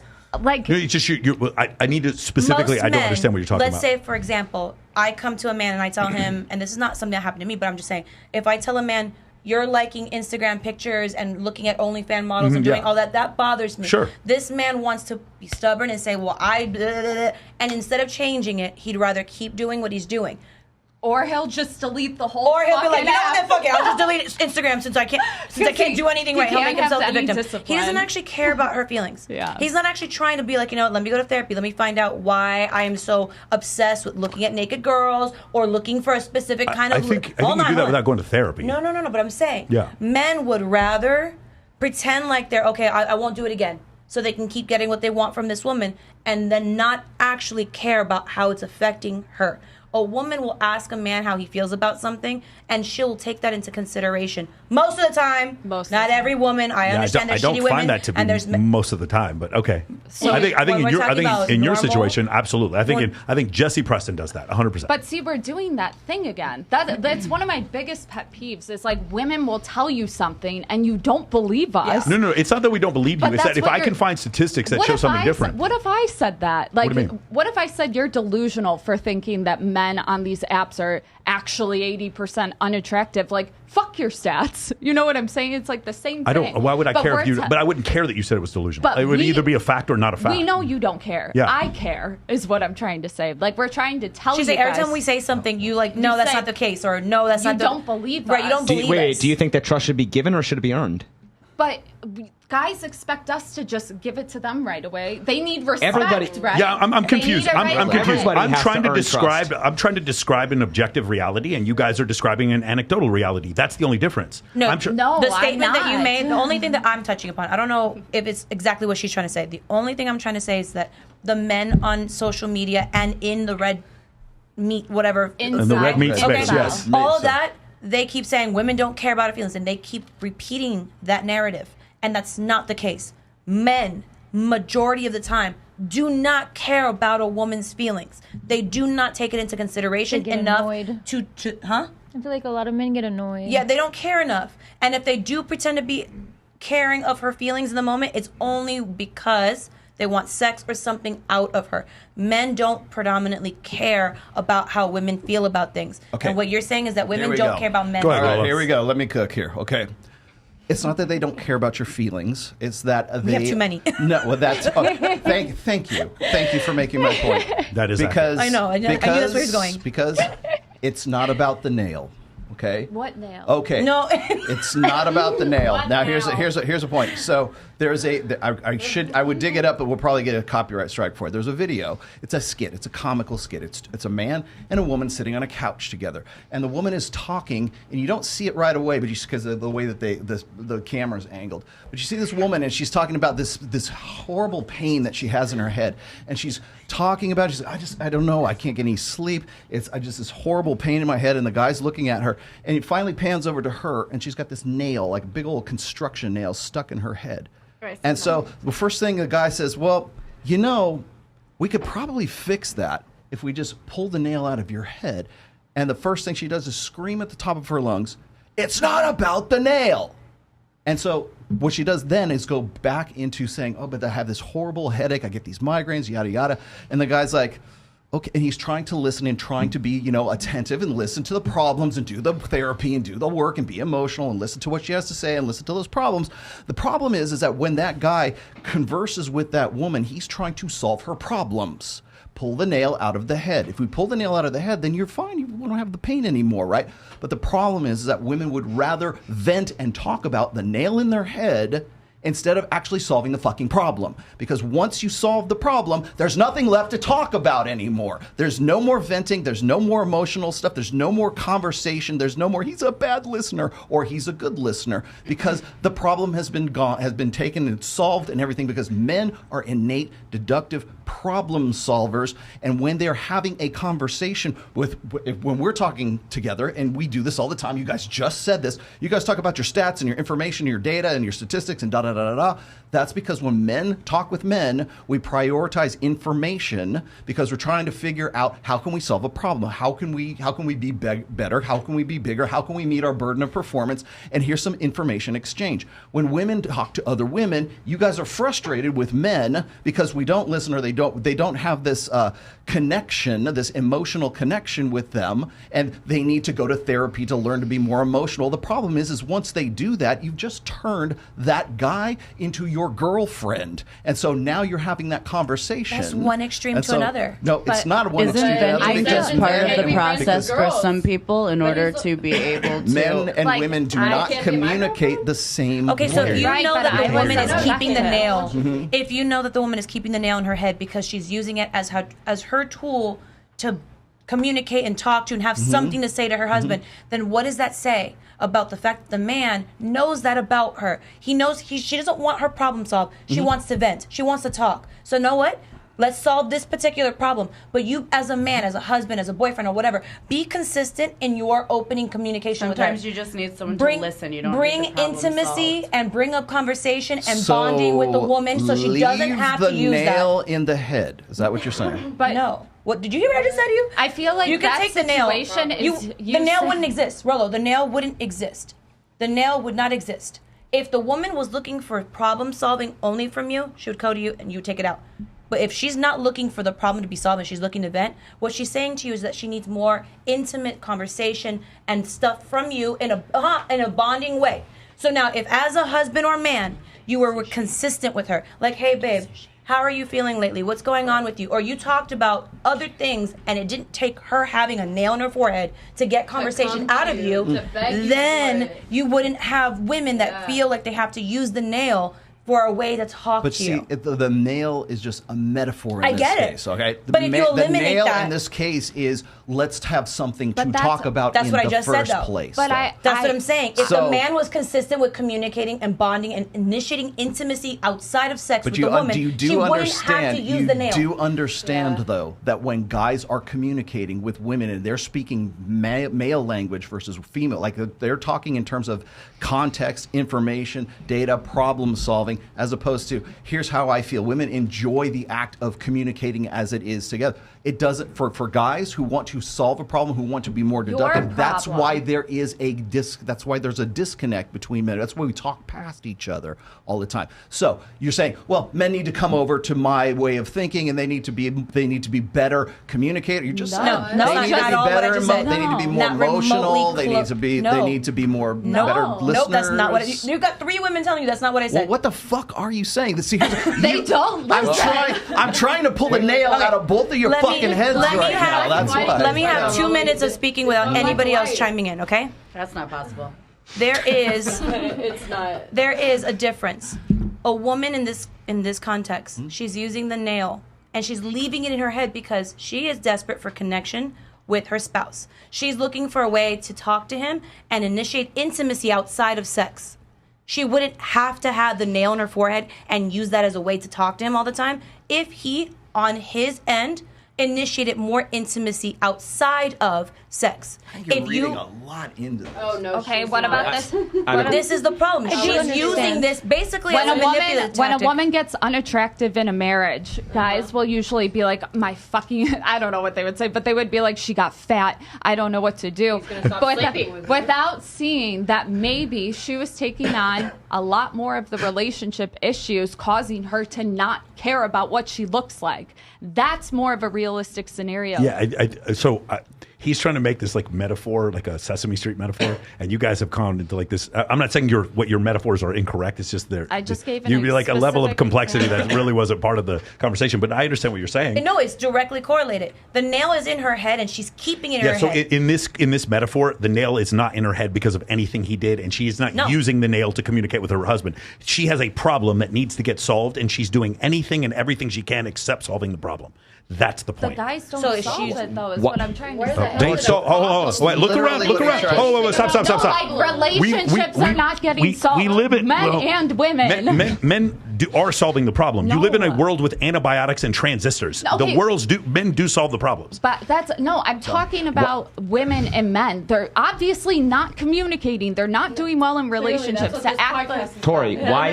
Go ahead, John. Why do women That is think? what we're doing. Why do women think they are entitled to sympathy and special treatment just because they're emotional? Are men entitled to sex just because we're horny? Wait, what?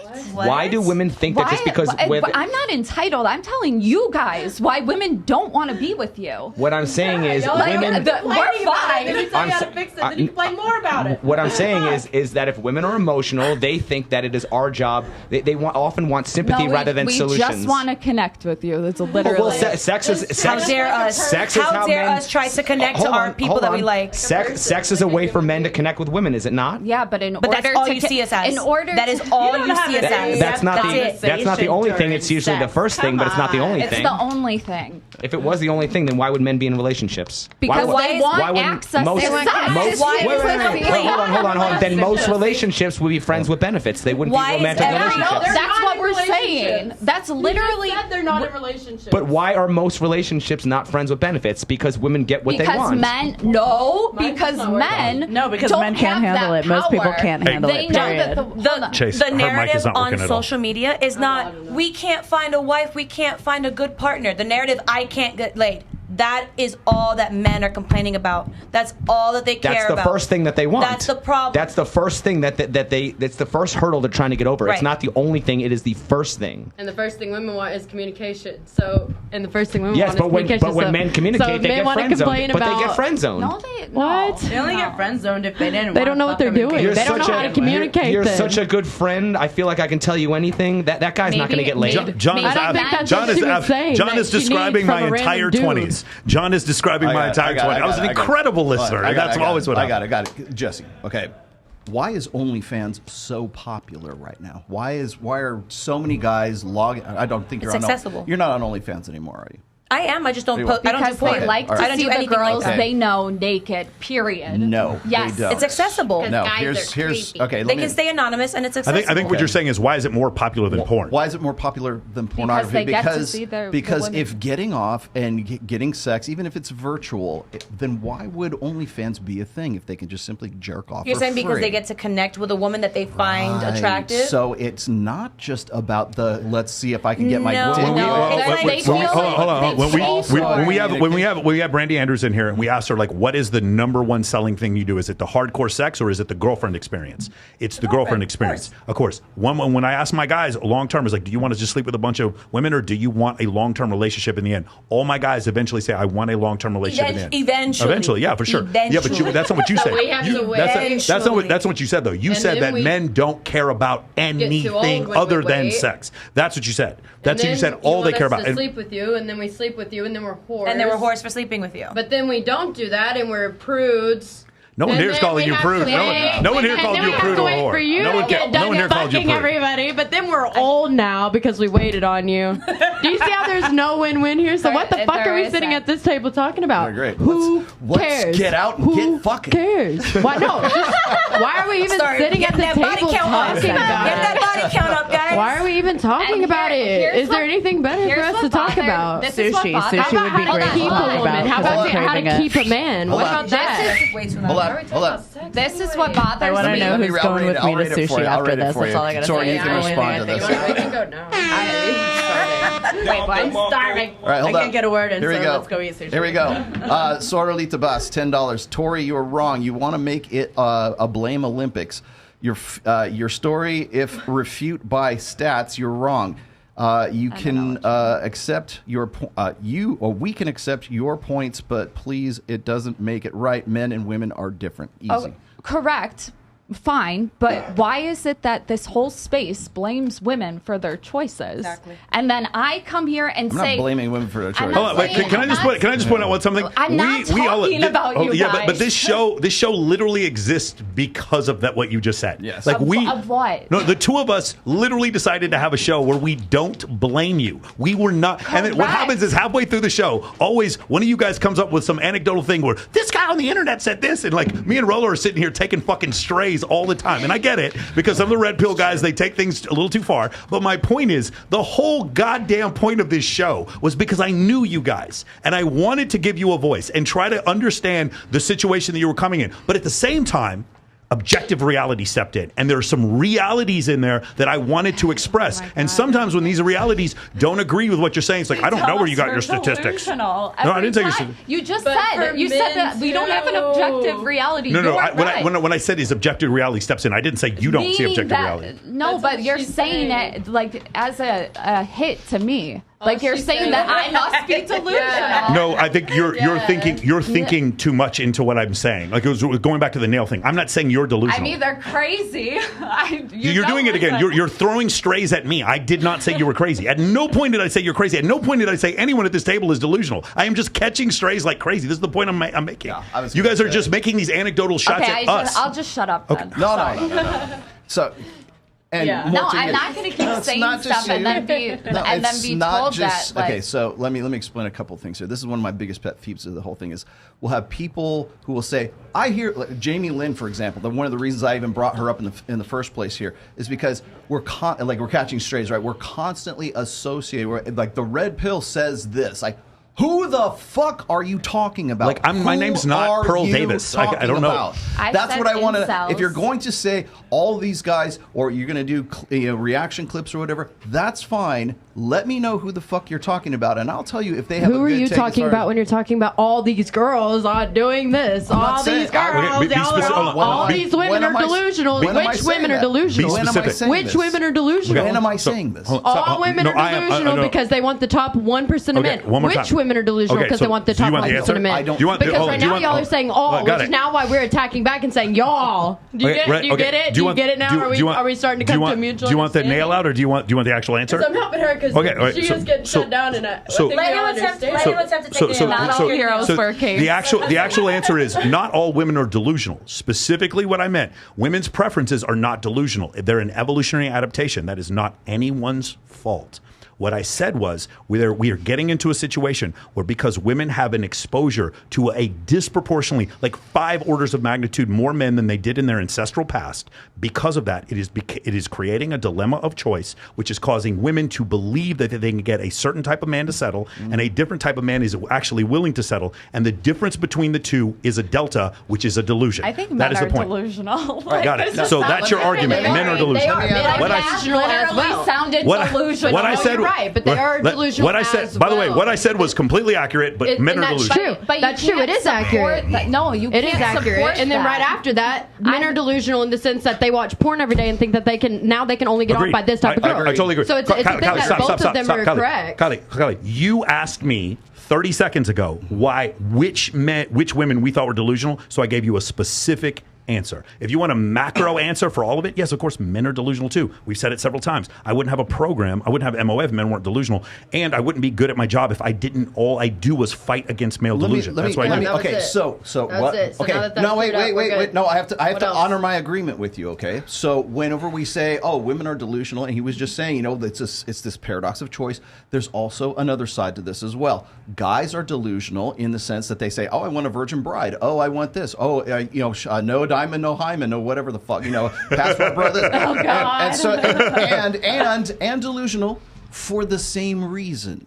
Because it gives them where women have this paradox of choice, yes. Men have this paradox of scarcity. Because they think that I can't get with that chick. I got to go break my legs and add an extra inch of height to me so that a girl will actually pay attention to me. That exists because of the internet for the same reason that it exists where women are like spoiled for choice right now. So yes, are men delusional as well? They sure as fuck can be, because we just talked about it a minute ago, how we're trying to help guys level up, but that shit doesn't play. That shit doesn't play because all they want to do is talk about how women are going to get their comeuppance. How are we going to hold these bitches accountable? Right. And that is also the same reason. That's the fact that men want to see women be berated on these podcasts, and they want to see, these 3 or 4s, tell her off. The fact that men want that, and that's what goes viral, and that's the only thing that plays, should speak on what women are experiencing with men. Okay, so here's the issue. Not only are you correct about that, but it's that they want that more than they want to improve. That's our point. Yeah, but that's why I have an 8-figure company. Was basically on the point I just said. I know. That is our point. But the women are more delusional. So everyone keeps saying women this, women that, women this, and women keep saying no, but this is how we feel, and you just put it right on the head. They would rather attack women and say that women are at fault than actually improve themselves. And we've always been on the same point. And that's the only reason. Michael, well done. I have been asked a million times. One blowjob cures everything. I've been asked a million times why I come on here and why I don't do any other podcasts, and I say the exact same thing every time. You two are the only 2 people in this realm that I have seen that are respectful to the women for the most part, and do not come on here to make us look dumb or feel stupid. Yeah. You are respectful. Even if you and I agree to disagree on something, I don't leave here feeling like you disrespected me. You and I have a friendship outside of this, and I feel like you respect that. The other podcasts, that's not their narrative. And they literally bring girls on there, and they bring the dumb young ones. And I'm not saying that to be offensive, but they literally bring the dumb young ones so they can say something that's and then try to get one up on them. Can we make that a TikTok clip? Can we make that a TikTok clip? Don DeMarco. That's hilarious. It's their life goal, and it makes them so happy to see someone tear down a pretty girl. Like, oh, she has an OF, she's a... And they don't care about anything else. They don't care about what she has to say. They don't care if she's intelligent. They want to ask her dumb questions to make herself look I dumb. agree with you on the first part, but not the second part, because I know how they recruit girls, and they're not specifically looking for dumb girls or young girls. No, it doesn't matter who they have on the show. I've seen several master's degrees, several girls that come on there. Now, here's the difference with like whatever podcast. Right. Women are flying out there that have OnlyFans specifically to get attention. That's different. For Fresh and Fit, it's not quite that way. He I know. won't let them wear their shirts for OnlyFans. They won't let them do it anymore? No, they never did. He didn't do a show Yeah, or well, something. Brian's like, the price is right. Everybody's in a fucking This costume. dweeb, who listens to this dweeb? He's the biggest looking nerd, and he acts like he's some hot shit that can get You're talking about whatever podcast? The whatever Oh, dude. okay. I don't know his name. Whatever his name the is. girls Love you, wear Brian. the shirt with Mean their it. at thing, you know? That's Like, funny. Yeah. No, I don't. I mean, Myron wouldn't do that either. I mean, they wouldn't let them. Yes, Myron Myron would let them would. wear their at sign. Do you Yeah, think he like would? I don't think he would. Portia? Probably Oh, would. yeah, he would. Why wouldn't Myron he? would. I just never seen it. I've just never seen it. Why wouldn't he? Well, let Maybe me he'd be we're selfish. coming up on time, but Jesse Preston, let me say I shalom aleichem. We're also the best looking dudes in the Red Pills. Not me. Not me. Rolo. That might Alex have a Day's like, little let bit me know something I'm that not you as keep good coming looking. back here. I don't I'm know, aware of that maybe. now. But anyways, I also want to point this out because I've been catching a lot of strays lately, especially from like the more moralistic sort of like tradcon traditional conservatives right now who want to like throw rocks at me by saying, "Oh, you guys get these whores on your show and you just they're just there showing their tits and their but because I don't think maybe you realize the fact that we also have there's a sort of a demographic of people who throw shit our way." Because Kylie's on here, because you're on here, and because we have, because of this right here, and so we're also not only are we taking it from the side of guys who are like saying, well, why aren't you harder on these girls? Why don't you like be more accountable? And then we've got the tradcon side saying, well, I can't believe you'd have these whores on there. How come you don't have Bible study or some shit going on and you're around your table kind You're of not thing. going to make everybody happy. And yeah, it's never going to happen. It's never going to be. And you I guys think are that- a different kind of well, podcast, so it exactly. shouldn't be about that anyway. And then the other part of this is I think that people really like when they see us talking about like stats and figures and evolutionary psychology and David Buss and whatever, we've got our books and shit. When we're talking about this, I think people will take that and they will presume that we align with whatever the fuck it is that they think is their prescription for life. Like we're part of their team, we're part of their tribe because, well, they held these girls accountable, so they must be on board with these berating of women. with berating of women, Yeah. right? Or because they're on here, they must have some like Rolo's married, he's got kids. He must be on our team as well, right? I don't give two flying fucks whether you have fake tits. I don't care. I'll go to Web Republic bikini contest. I don't fucking care. Like because nobody like asks me like, well, what's your opinion on stuff? I don't give opinions. I don't give prescriptions. I don't give you here's how you ought to live your life. I give you fucking empirical data and let you sort the shit out for yourself. But because I do that and because of the nature of the information that we deliver to people, they presume that we must be on board with voting for Trump or for whatever their fucking pet ideology happens to be. I will tell you right now, I love every single person that comes on here. I've never had a problem with a single person that's been on this show.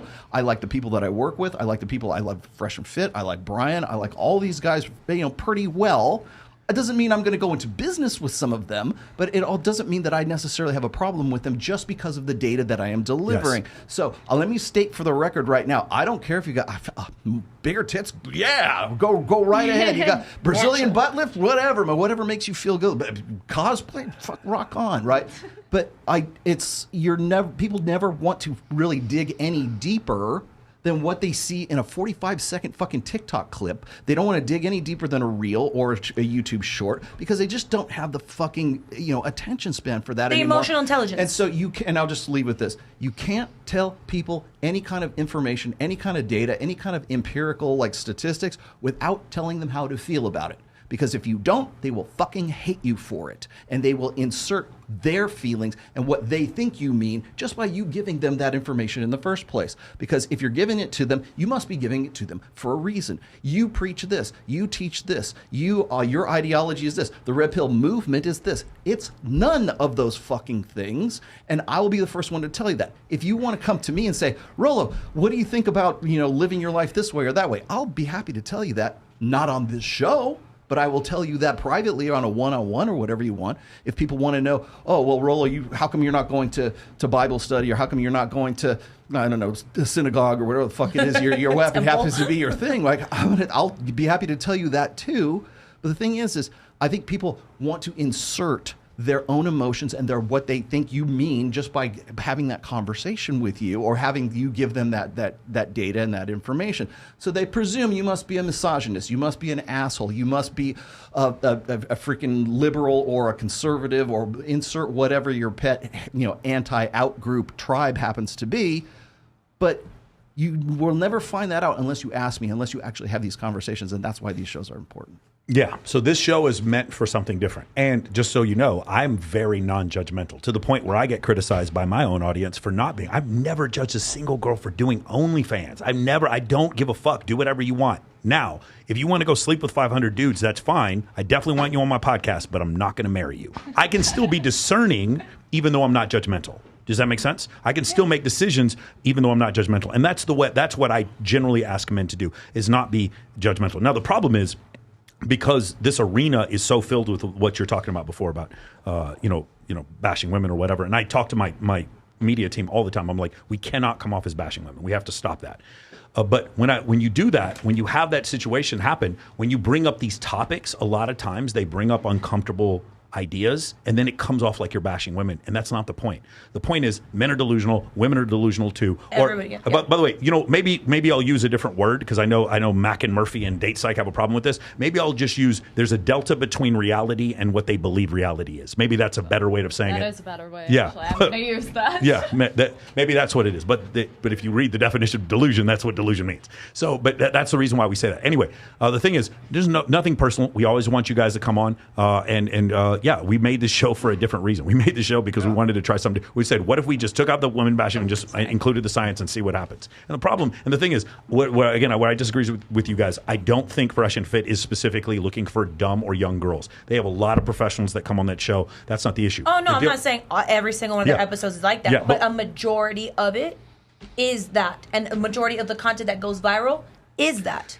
That's what audiences enjoy. But my point is, though, there have been girls who are like faithful mothers who have master's degrees who have also said delusional stuff on that show. It's not necessarily because they're young and dumb. Delusional to who? There's been some highly intelligent redheads that, well, you weren't redhead at that point. There's been some highly intelligent redheads that have been on that show at least twice. I would say it's more about how they set up their questions out of anything else. I know. I experienced it. That's what I'm saying is there's no bias for dumb women to come on that show. And I'm not saying I'm not saying that like literally. Really I'm saying that they have the intent to make the girls look like that. That's a possibility, yeah. That's the intent. And the clips that they push are not the clips of a girl saying something smart back to them. You say tomato, I say tomato. A lot of times the girls are saying things that they really shouldn't say. Here's my main issue.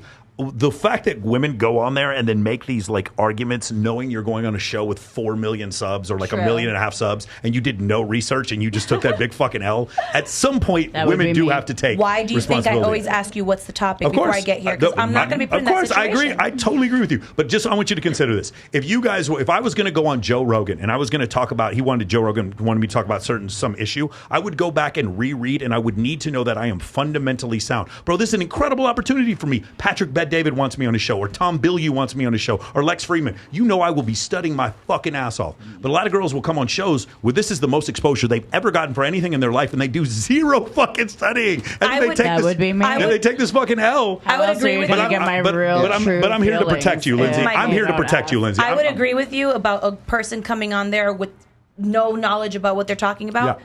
If it weren't for the fact that they purposely try to make people look dumb. Name me 10 countries. Like trying to... Three. Whatever it is, they're always trying to make the narrative that these girls are dumb. It's not about the fact that they didn't have enough research on the topic that they were going to discuss on that podcast. They'll do anything to be like, oh, yeah, well, your point is invalid because you have an OnlyFans. Because you can't name 3 countries. Jess, here.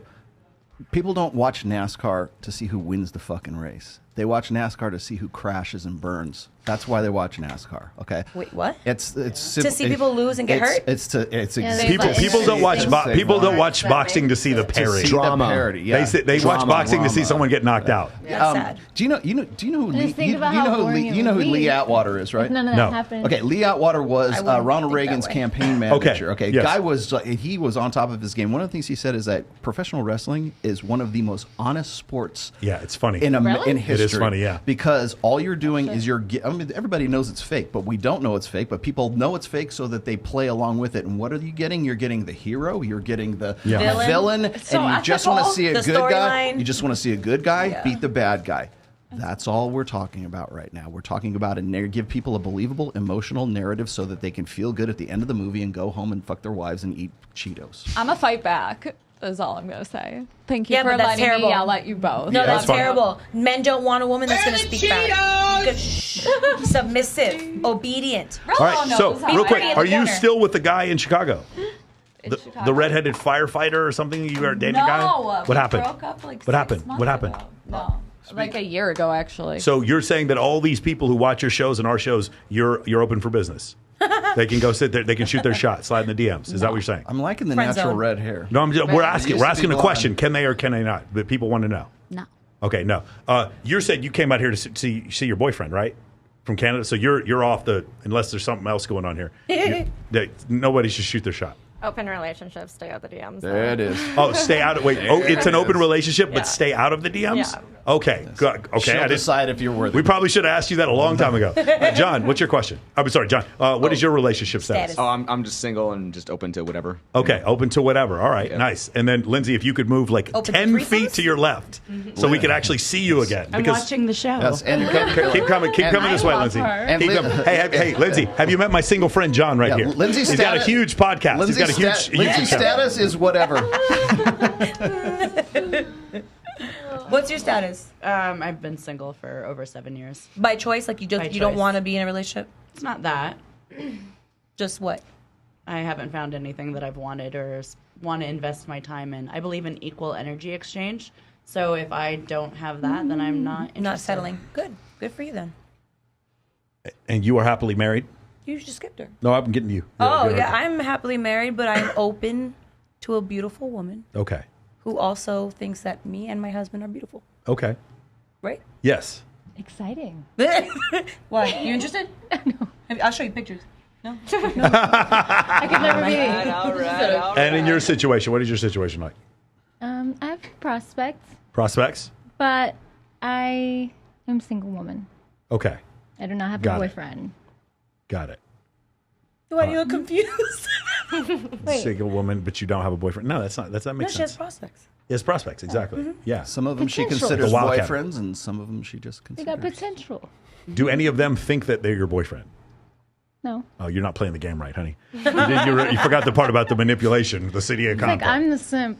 Oh, I yeah? probably think I'm your girlfriend. Okay, awesome. Anything else you want to go over? Yeah, my status is. Man, well, sometimes you don't get no hoes, man. Yeah, that's your status. That's my She wants status. a simp. Yes. All right, we had a bunch She more wants a things, simp. but they were pretty long. A bunch more clips to react to, All right, but this went by we really got more well. for next time. Man, And by the more way, for we're next doing it next week. Next week, so we'll go over some more of these. We have some like super. You know what I was going to get for next week is these super white knight, like horribly simpy TikToks that go incredibly viral, and just pick them apart. That's what I was going to do. That sounds next good. week. It seems like it's Go going for to it. Seems to be popular, actually. That's a good conversation starter. We'll It say is. that. It It's is good really format. great. Awesome, man. Guys, does anybody else want to shout out your OnlyFans? Anybody? Anybody have a deal for like Electra Barbie. Electra Barbie, that's Electra it? Barbie. There we go. And But I'd rather you jump on my Panthers so I can talk to you and give you Sex exactly Panther. what you Yeah, want. got you. Yoko Ono, did you have anything you wanted to promote? Yoko Ono. She's too young for that. You know what that is. I have those kind of glasses.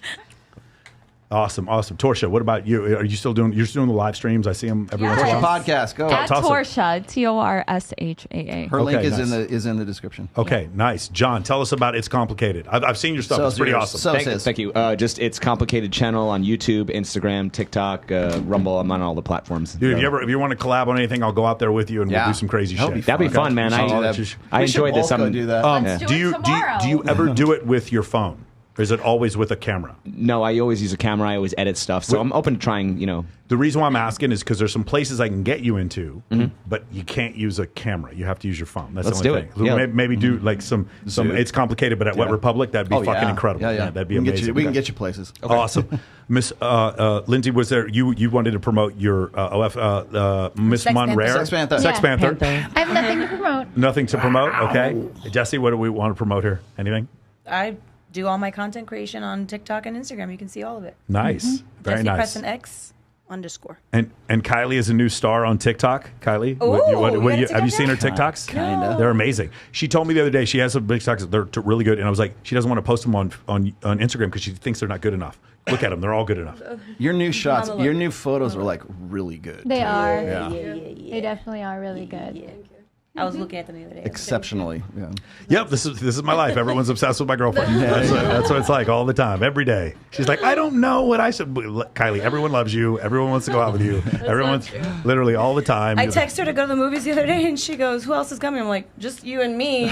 But I mean, who else do you need there? Because I just want to spend time with you. I'm not looking to spend time with Michael. Yes, exactly. That's what she said. I was like, I only have like three friends. So. I told Kylie she's Wilt Nobody. Chamberlain the year okay. that he led the league in assists and scored 55 points a night. Me and Michael go play golf. Yeah. I love golf. I'll go play golf That's with adorable. you. I'm also a caddy, you guys. You can hire Wholesome. me. A caddy? Topless caddy. I'm in. All right, guys. Tomorrow or next week, the 18th, we'll be in on the 18th. Tomorrow night, tomorrow we'll be here. I'm sorry, tomorrow. Next week. Next Thursday, we'll be back with a different cast of characters. It should be really exciting. And then on the 25th will be the weekend of AVN. So that we're going is industry night. Yeah, so we've got some interesting people. Yep. I believe Danny Banks has tentatively said she's coming on. Ivy Ferguson. There's some other people like that. They're not all in porn, but we do have a lot of people flying. And Domo's coming too. Yeah, Domo's going to come on, so that should be a lot. Sarah Jesse, I believe. And if I can get Sterling Sterling. Yeah, Sterling. We need a that'd dude. Be awesome. We need a dude. We need some more dudes. I want to go. Oh, you want to get Alex Mack? I took off of work. Okay. that day. Isn't it funny that there's a porn star and the center for the fucking Atlanta Falcons have the same name? It's pretty funny. Anyway, you can ask him. That'd be great. That'd be great. Cool. Awesome. Anything else? Nope, that's it. Okay, See you man. next week. One more time. We will see you guys next week. Thanks, Remember, guys. there you go. Don't look at porn. Respect women.